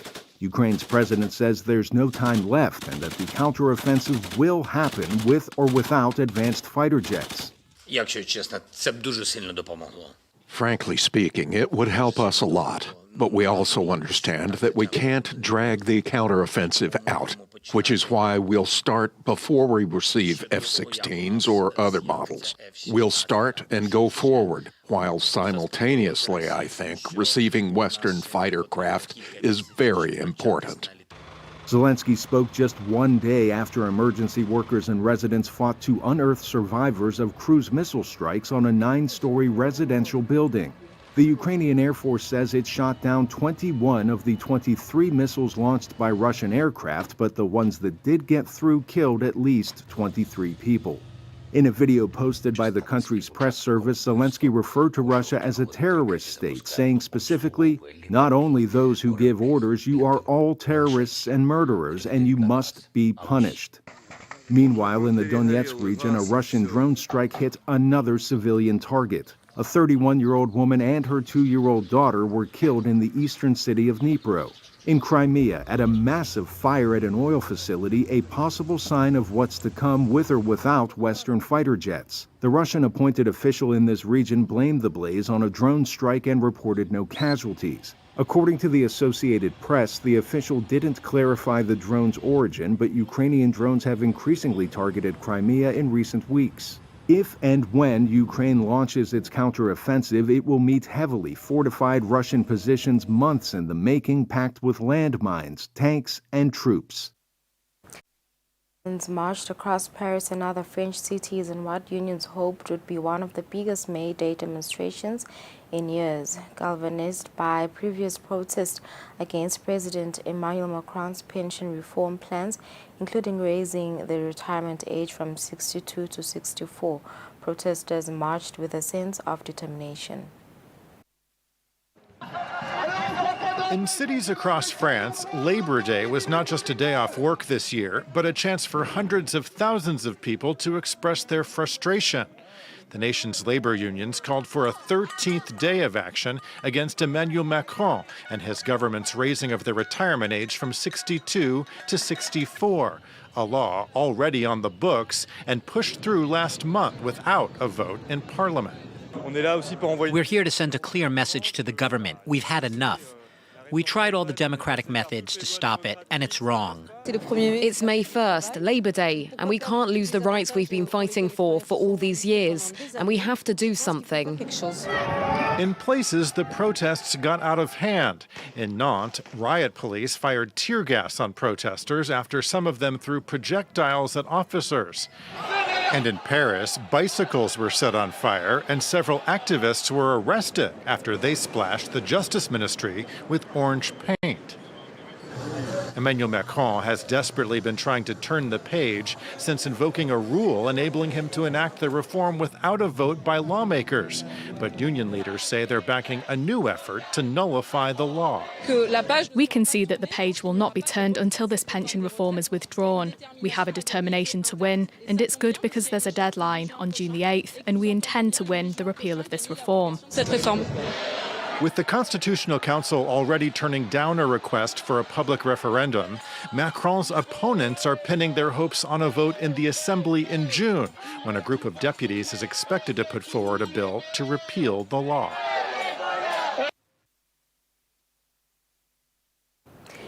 Philippine President Ferdinand Marcos Jr. visited the White House Monday at a time of tension in the Indo-Pacific region. President Joe Biden said the U.S. commitment to the archipelago is ironclad amid enhanced military cooperation, resulting in the Philippines granting the U.S. access to 4 more military bases.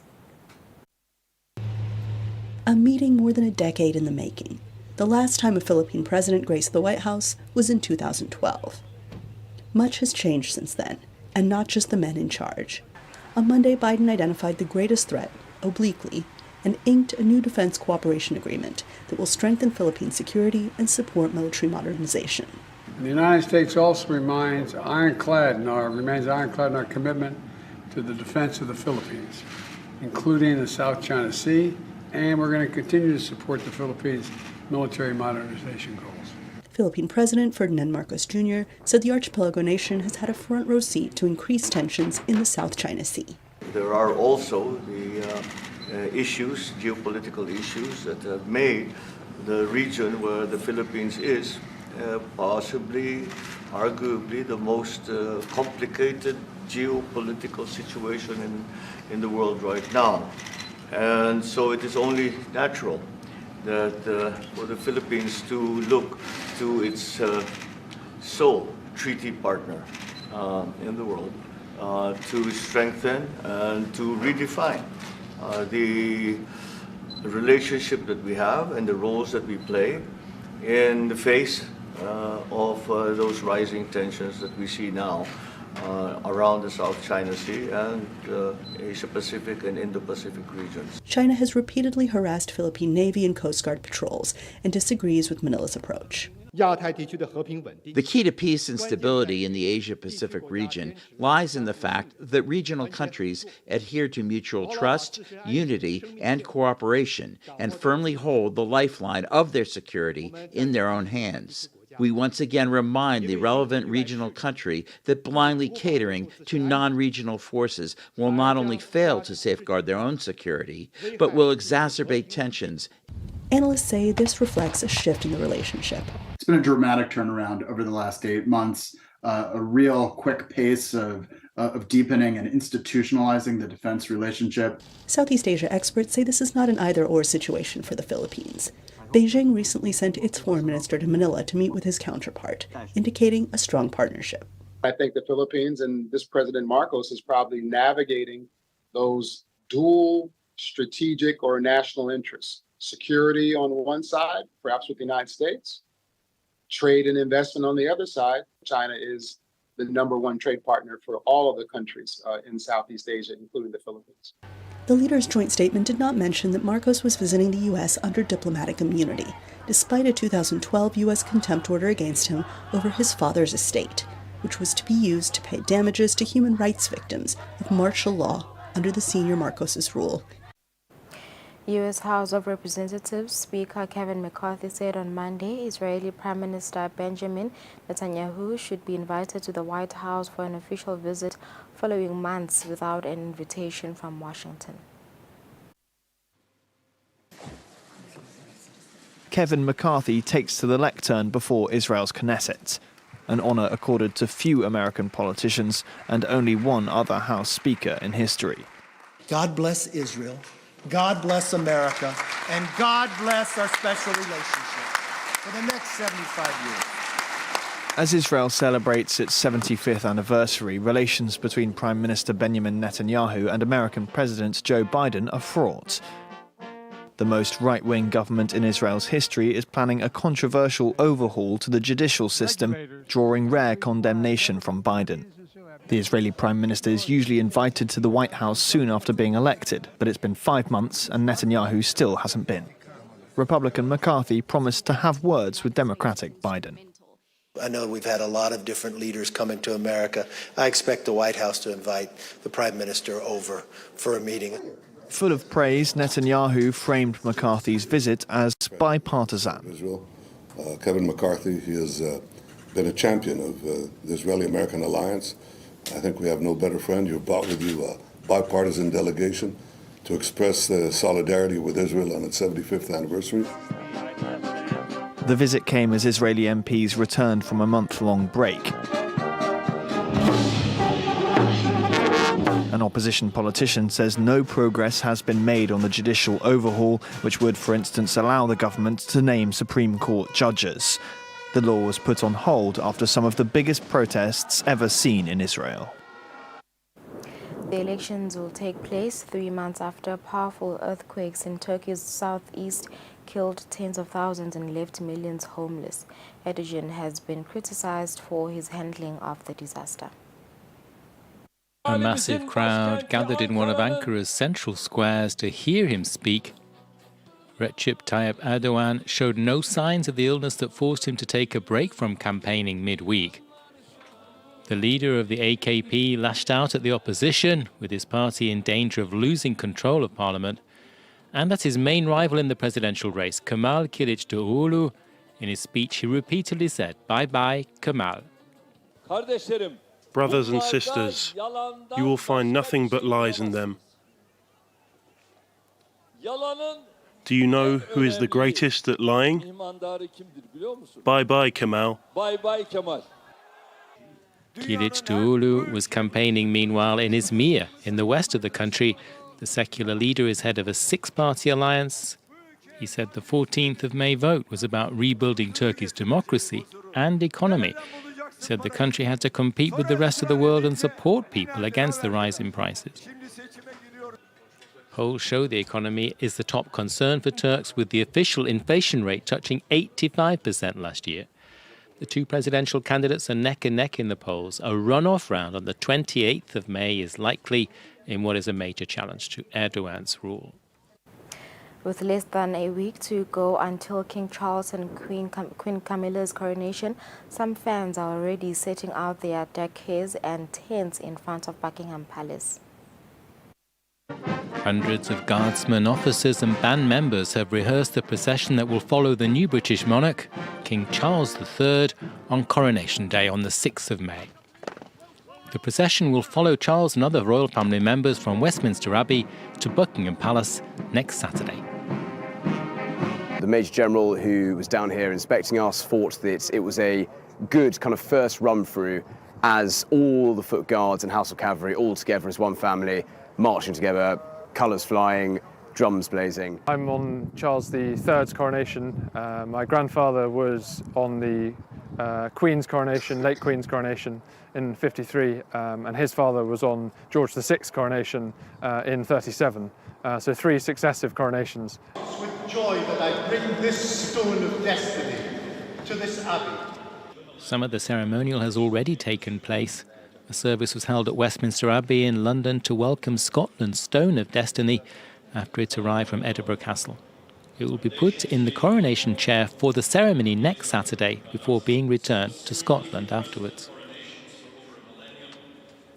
Meanwhile, on the Mall, the first people have grabbed their spot. 3 cheers for the King and Queen. Hip hip hooray, hip hip hooray. God save the King. Yep, they have camp beds, bags of food and a large tarpaulin to ward off the weather, with the main event just days away. Germany launches on Monday new flat-rate public transport tickets valid across the country, but the €49 price point has raised doubts about the pass's potential impact. Train travelers, take note. Germany is launching a monthly pass for €49. It'll be valid from May the 1st on the entire network of local and regional public transportation. The pass is coming, and for some, this represents a halving of their monthly ticket. It's a big boost for consumers and will cost €3 billion a year for the state and regions. It's a bet on making train travel more attractive. About 100 kilometers from Berlin, in Wittenberge, users are thrilled, especially since daily trips can be complicated. Sometimes it's tricky. My connection is 20 minutes late, so you have to be flexible. I love trains, but it's always an adventure. You never know when you'll be home. In this small town in eastern Germany, repeated delays and the station undergoing renovation illustrate a nationwide problem: dilapidated infrastructure. The mayor of the town has been fighting for years to have his city better served. The privatization of the rail system is partly to blame, he says. We absolutely wanted the company to go public and for the railways to become profitable. But when it comes to infrastructure, it only works if the government contributes.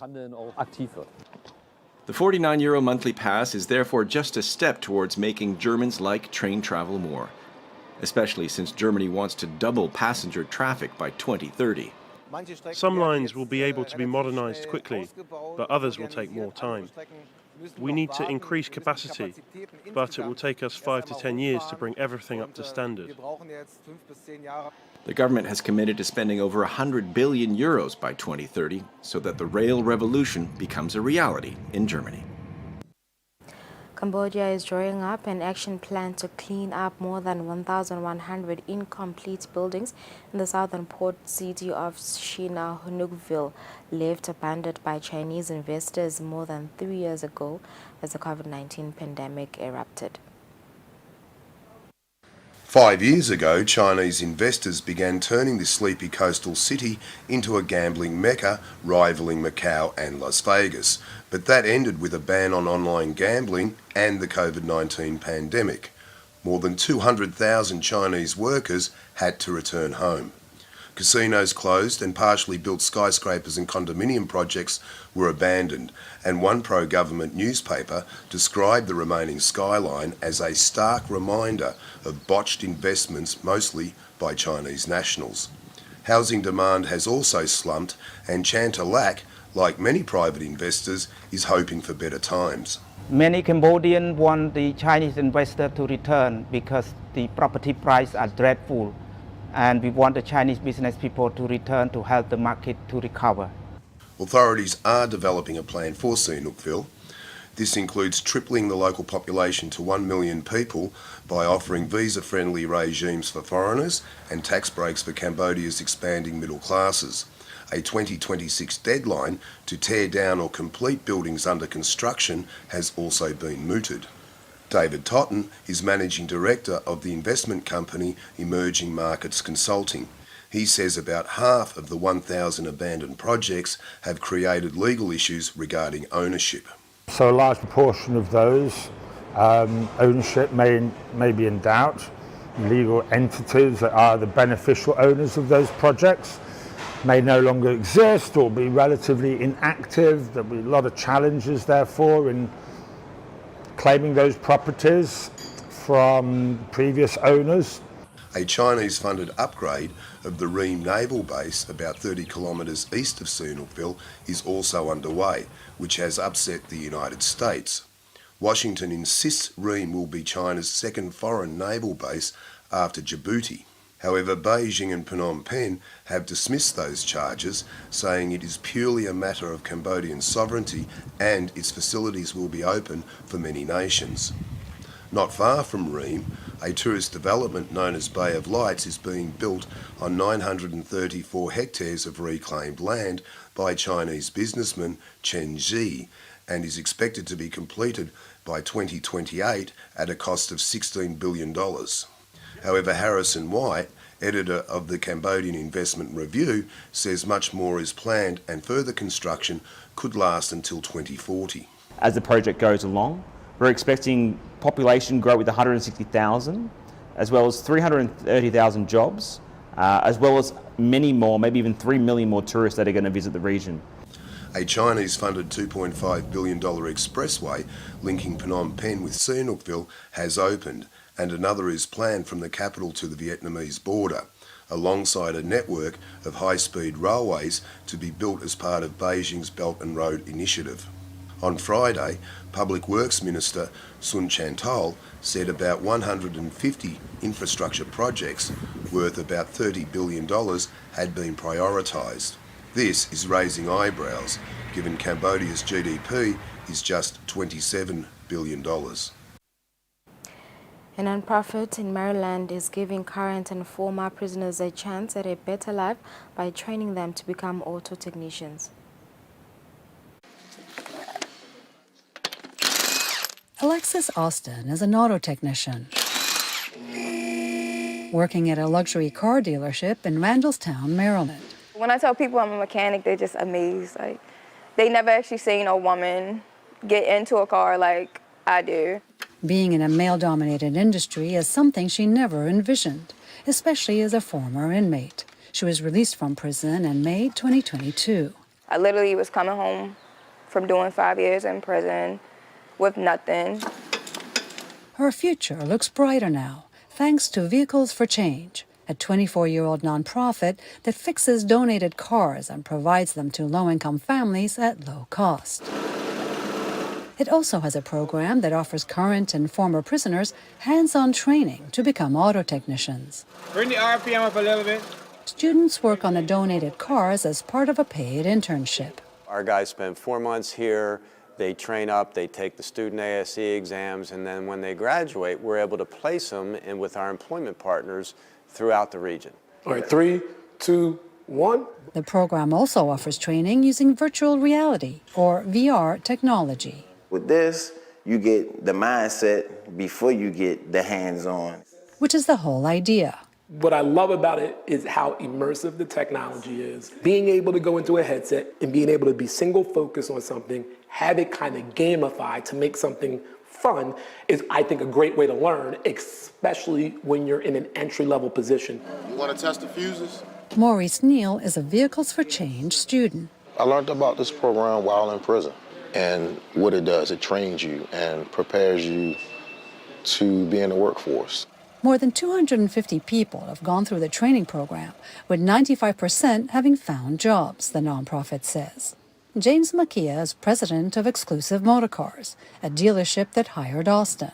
Currently, there's a lot of shortage in technicians. So when you have folks like especially Alexis, who's very passionate about it, she's done extremely very well to say the least. For some students, it's about getting a second chance. Without this program, I probably would be back in prison. There's no more prison for me, thanks to these guys. I see me growing, me opening my own shop, predominantly women, for women mechanics. We can be independent. Until then, she's enjoying the rewards of work and personal success. It's 29 minutes after 7. We've come to the end of our essential news. Let's take a break. We'll be back shortly.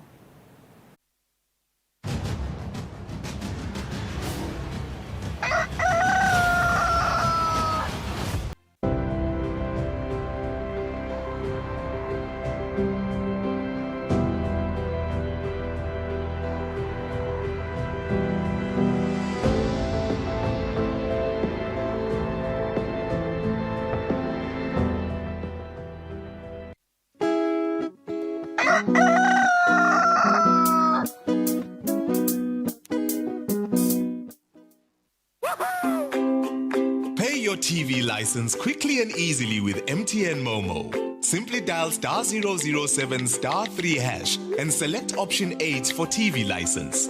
Enter your national ID number as your reference and the amount you wish to pay. Then enter your PIN to confirm your payment. Once your payment has been made, you'll receive a confirmation SMS of your payment. If you're a first-time payer, you get another SMS for your TV license. So legalize your entertainment from the comfort of your home. Pay your TV license the easy and convenient way with MTN Momo. Everywhere you go, MTN.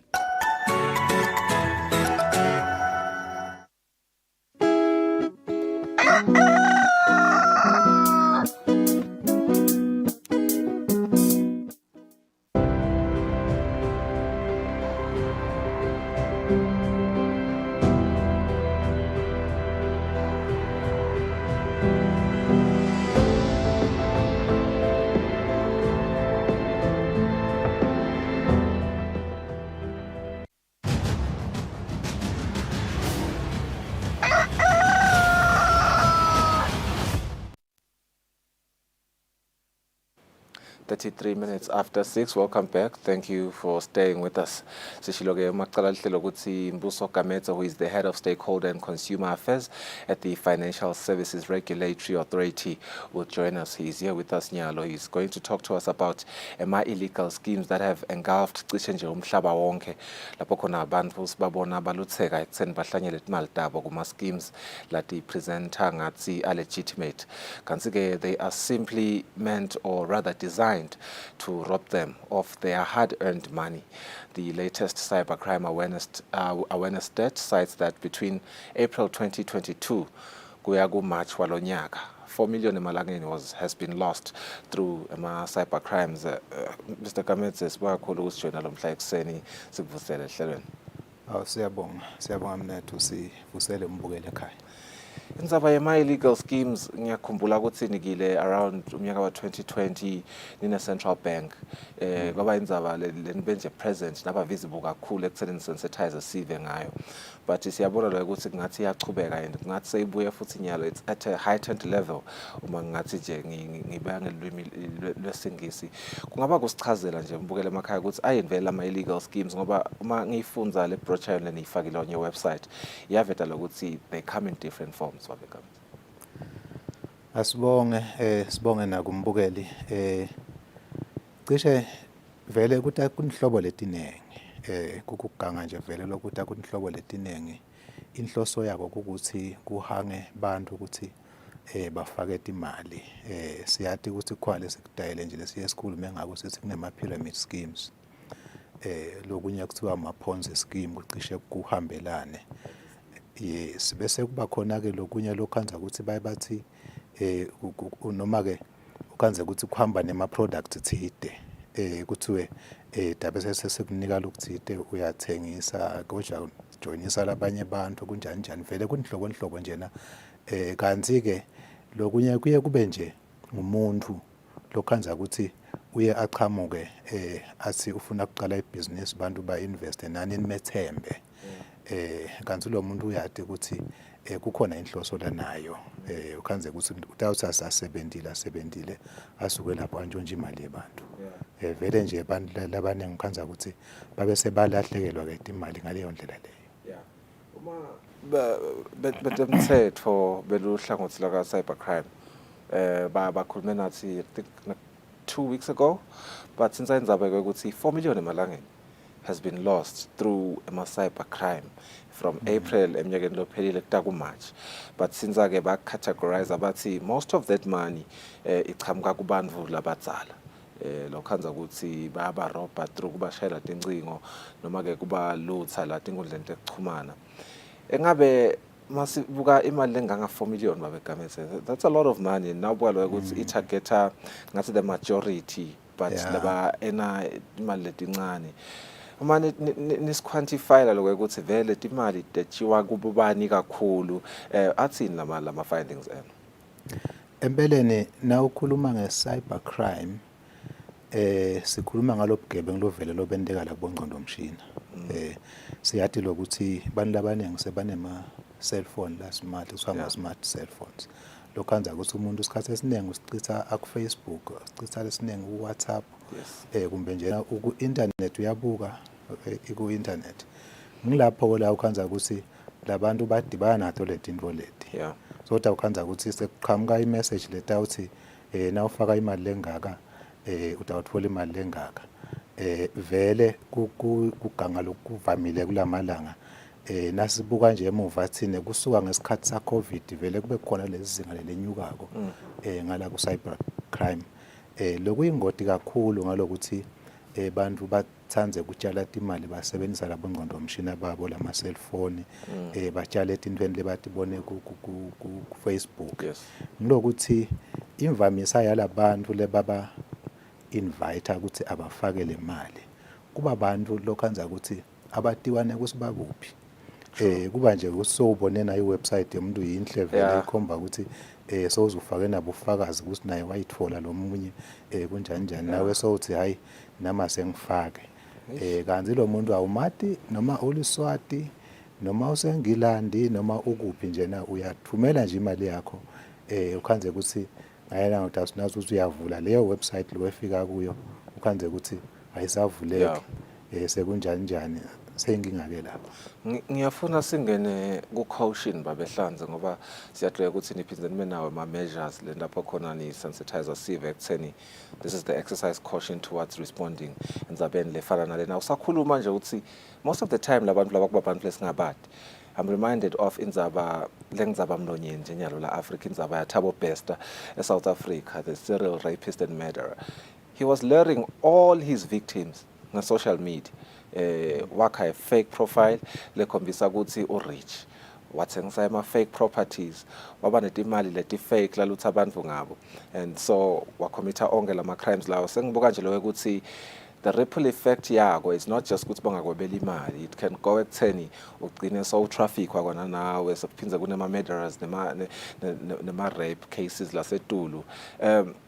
Tindzaba tabo forex trading nanato siyatibona a lot of people batingenela letinto leti babuye ngakusasa basikhalele. Nithini ning FSRA as a word of caution to Sive Semaswati? Empeleni lising FSRA lesikushoko ngoba siye sisatise sive nangabe kukhona lokufikile emadlebeni ethu noma ke sakubona lokhanza ukuthi akukho emthethweni kungilokuganga siye sikhiphe imemethelo sibaxwayise abantu ukuthi bekunene qaphelani labantu laba abekho emthethweni, bese kuba kubo ke bantu ukuthi ngoba kukhona abantu lebathanza ko i-risk nje ukuthi athanze umuntu noma abona lobungoti afune kungena nje abone ukuthi le mali yakhe itawulahleka. Siye sithi ke thina ngesingisi bathi you do it at your own risk.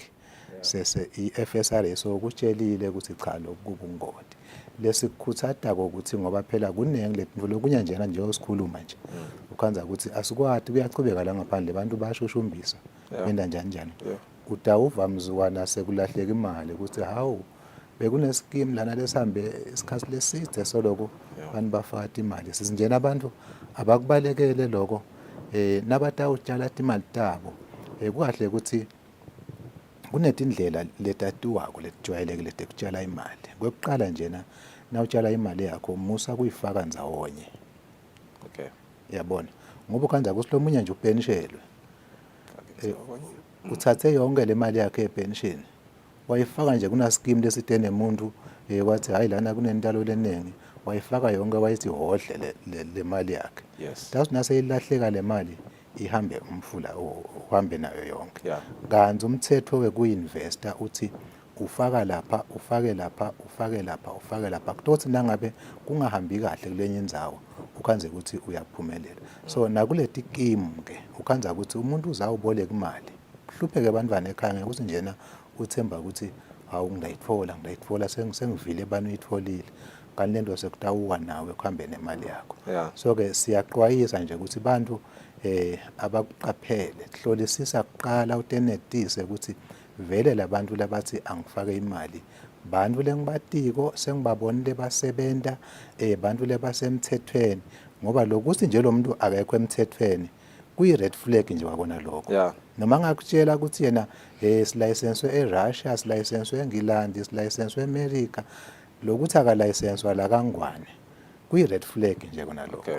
Lo mnyazi ulicense eChina yalo nje khona lesigijima kulamalanga sesikhiphile imemetelo kuthiwa ngiQZ naso siyagijima kulamalanga bathi bantu babitala abanye bathi asingene le scheme leso asika license lokuthi asika license kuyi red flag bantu labaningi utawukhanza ukuthi batase bayakhala nase ilahleka imali tabo. Yeah. Usathinza yona indzaba yema red flags babehlanze ngokuthi nje uyabaxwayisa ukuthi abangahlanyeli indzawonye as imithetho yeku-investa lesingasho ukuthi ngile wise. Engabe my analysis to what you're saying is that the biggest factor la is the identification ekutheni lo muntu lona ulicensed yini.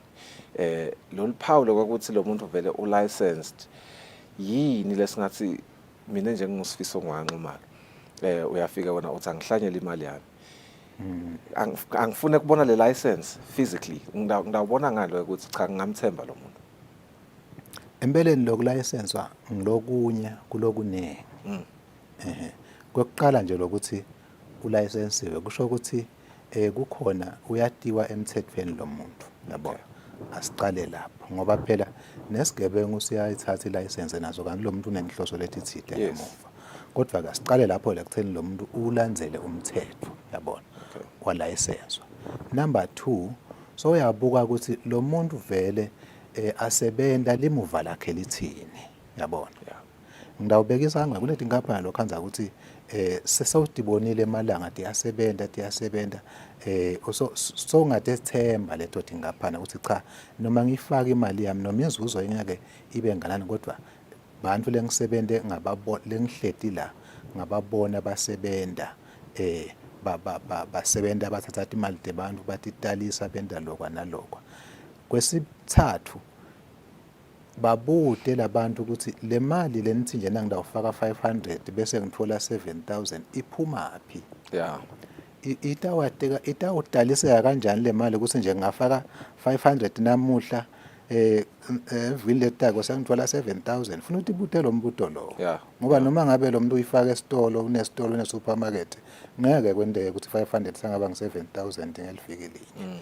So ke leba kwendako leti gange wena budingi lokuthi usitemathebula mos nqumala yes laba kwendako labantu ukuthi baye bathathe le mali yalaba labangena ngemuva yabona baye ngayengenaba labangena ekuqala yabona bayihlephuhlephule kanje ukuthi lo ngene ekuqala batamnikanika lo ngena muva ke bathi hayi mani wena uyasonzela awu masinyana buka nje ithuba lakho liyeda.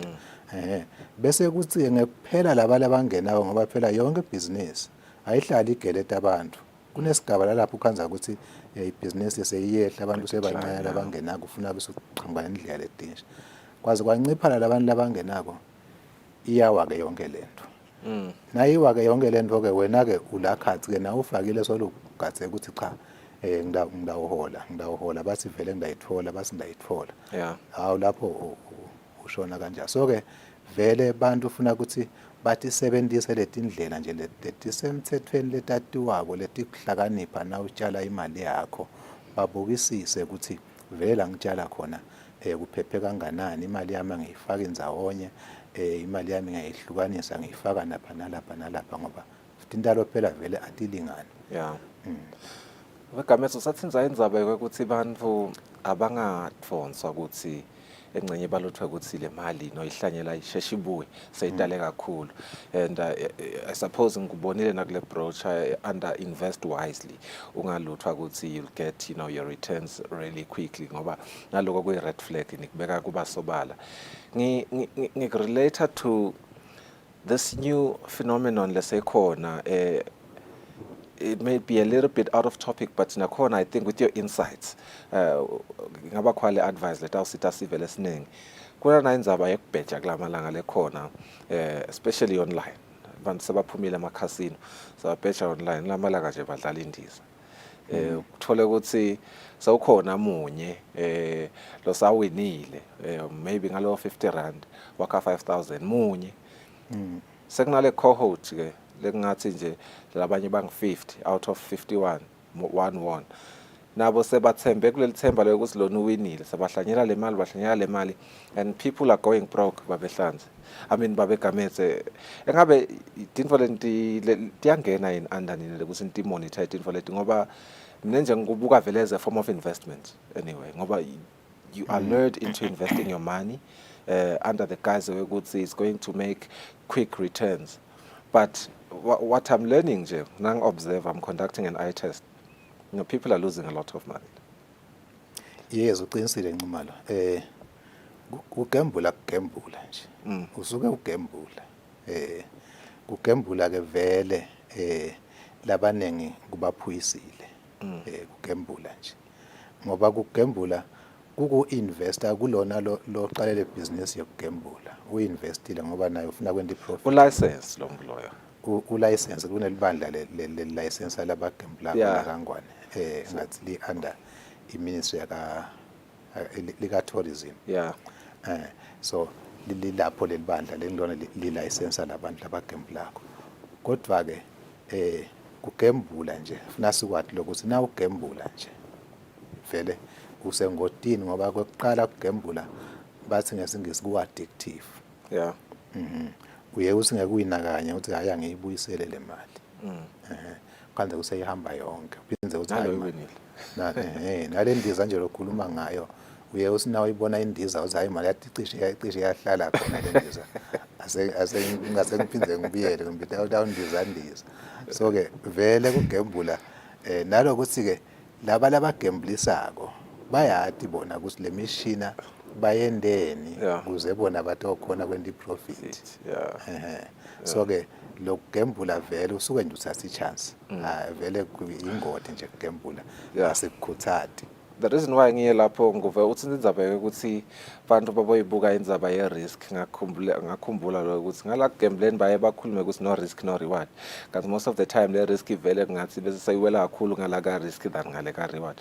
But just qhubeke nayo indzaba yethu ema illegal schemes babehlanza. I have a friend I have a friend last week uthole licingo lo mvula mshayelako uthi kune COVID grant yakho la ngishaya from World Vision. Ngicela ukuthi ungene uchafate *007 I believe bese uya kubo Momo Loans ufaka inombolo yami. Uyabhala pastonke letino. Nacetha uyambuta ukuthi kutase kwendekani ke la uthi le mali itawungena la ngakimi ngase ngiyakusendela mina le grant yakho yonke nyalo ngifuna ku-activate le grant yakho ngala ngakimi. Uthi kimi lo muntu usota ucela i-advice ukuthi ngende njani. Ngiyamtshela ukuthi nawe nje ibukisise lento lena sengiyaphi ngiyala kutheni ngithe nani use your common sense lapha kule brochure.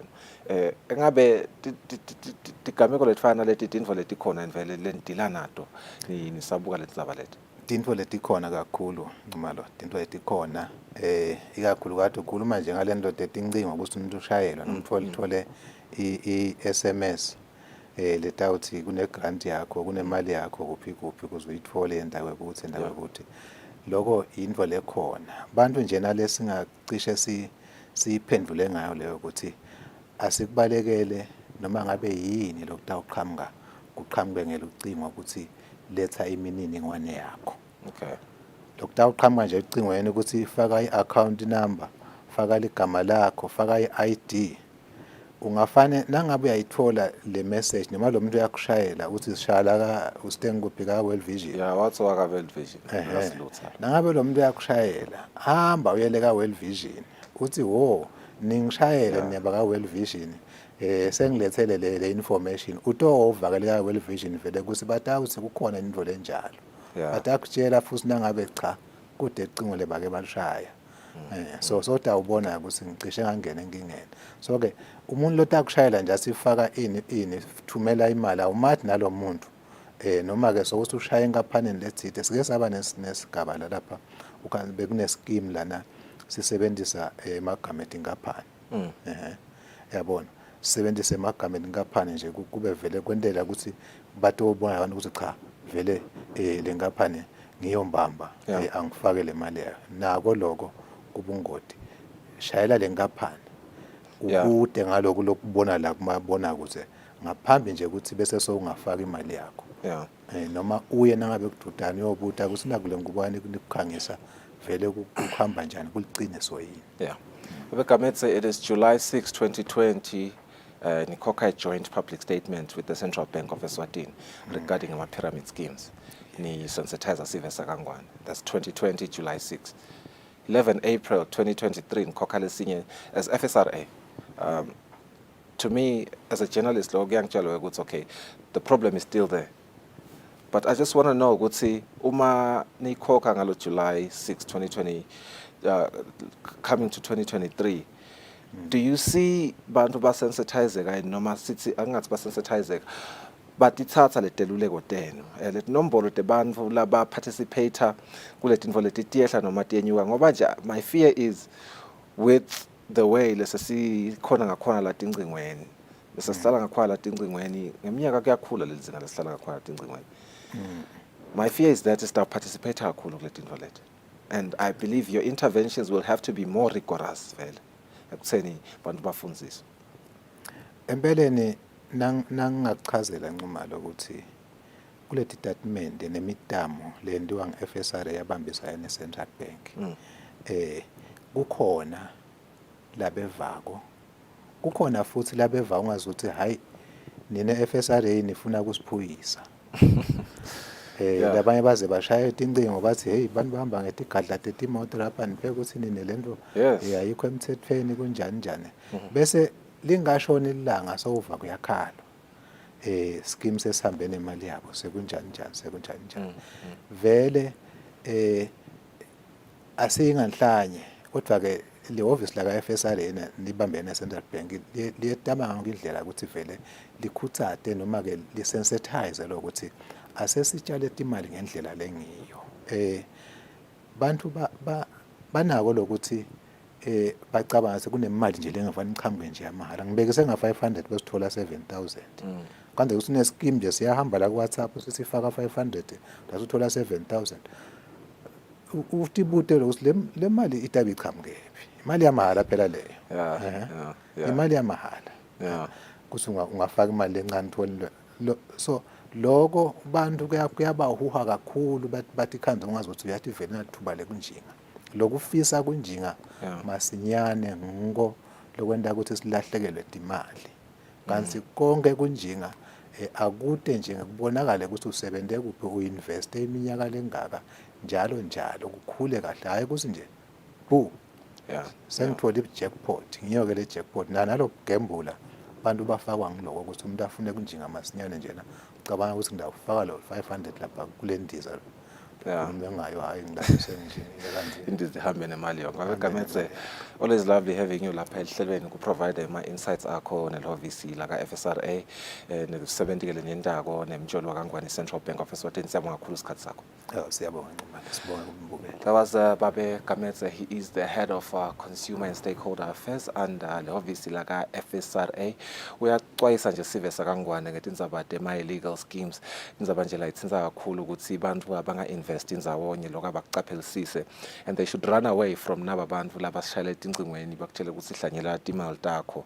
Uyaveta ke ukuthi vele there is le trend ukuthi bantu labanye baqinise inhloko ekutheni beve ngathi bayabagcinzetela bathi hayi ndazenjinge ningakwenti, I mean ningahlanyela imali tenu kanjena kanzi-ke akusiyo kanjalo. We are aware ukuthi the current economic state ingakwenda lo ukuthi uve ngathi hey nangingahlanyela imali yami isheshe ibuye, kungangisita kakhulu lokho, but njengoba sayivetile babegamethe ukuthi into lokufuna sicaphele leti njengoba sibabonile bantu labaningi bahlupheka from ku-investa imali tabo kuma-pyramid schemes.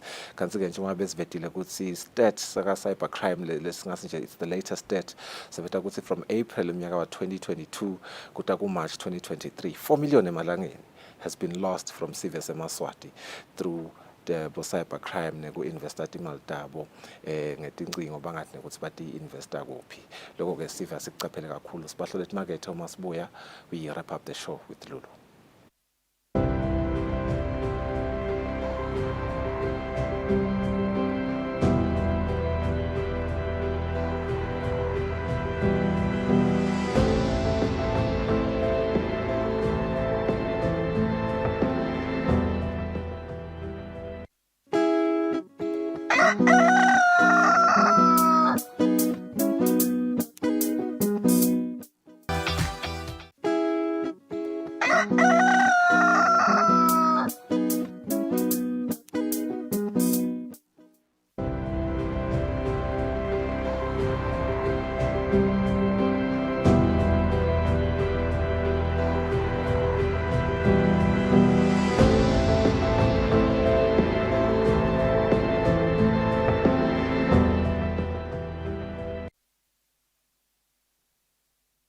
All right, so welcome back. It's 3 minutes before 7 o'clock September, before 8 o'clock September. Kuti kunengileni kufundile lo mhla ehlelweni kakhulukazi nje lena topic noma ke interview lacetha uyenda sifiso lekhuluma kabanti ngema illegal schemes. Uyagcizelela ke lapha babembuso ukuthi kubalekile ukuthi unesiqiniseko sokuthi imali yakho la ifaka khona unesiqiniseko ukuthi kuphephile kude ingadokulahlekela. Yeah, kanti nje I hope ukuthi from your engagement with the babehlanze lokuqhamuka khona ilibandleni letelcat for nemince kuningi labakufunzile sive seMaswati njengoba phela sathi ukuthi livela kangwane solo liku drive kuhambisa embili indzaba ye decentralization le under litiko letinkhundla tindzaba ke tekuvota Lulu siyatoke ukuthi it's very important ukuthi lonke liswati livote ngoba na uvota usho ukuthi lo mfaka lapha umfaka with the responsibility ukuthi anake umango wangakini. So I think nje basaqhuba yona I drive yekuvota kutamsebenza uhamba kahle kakhulu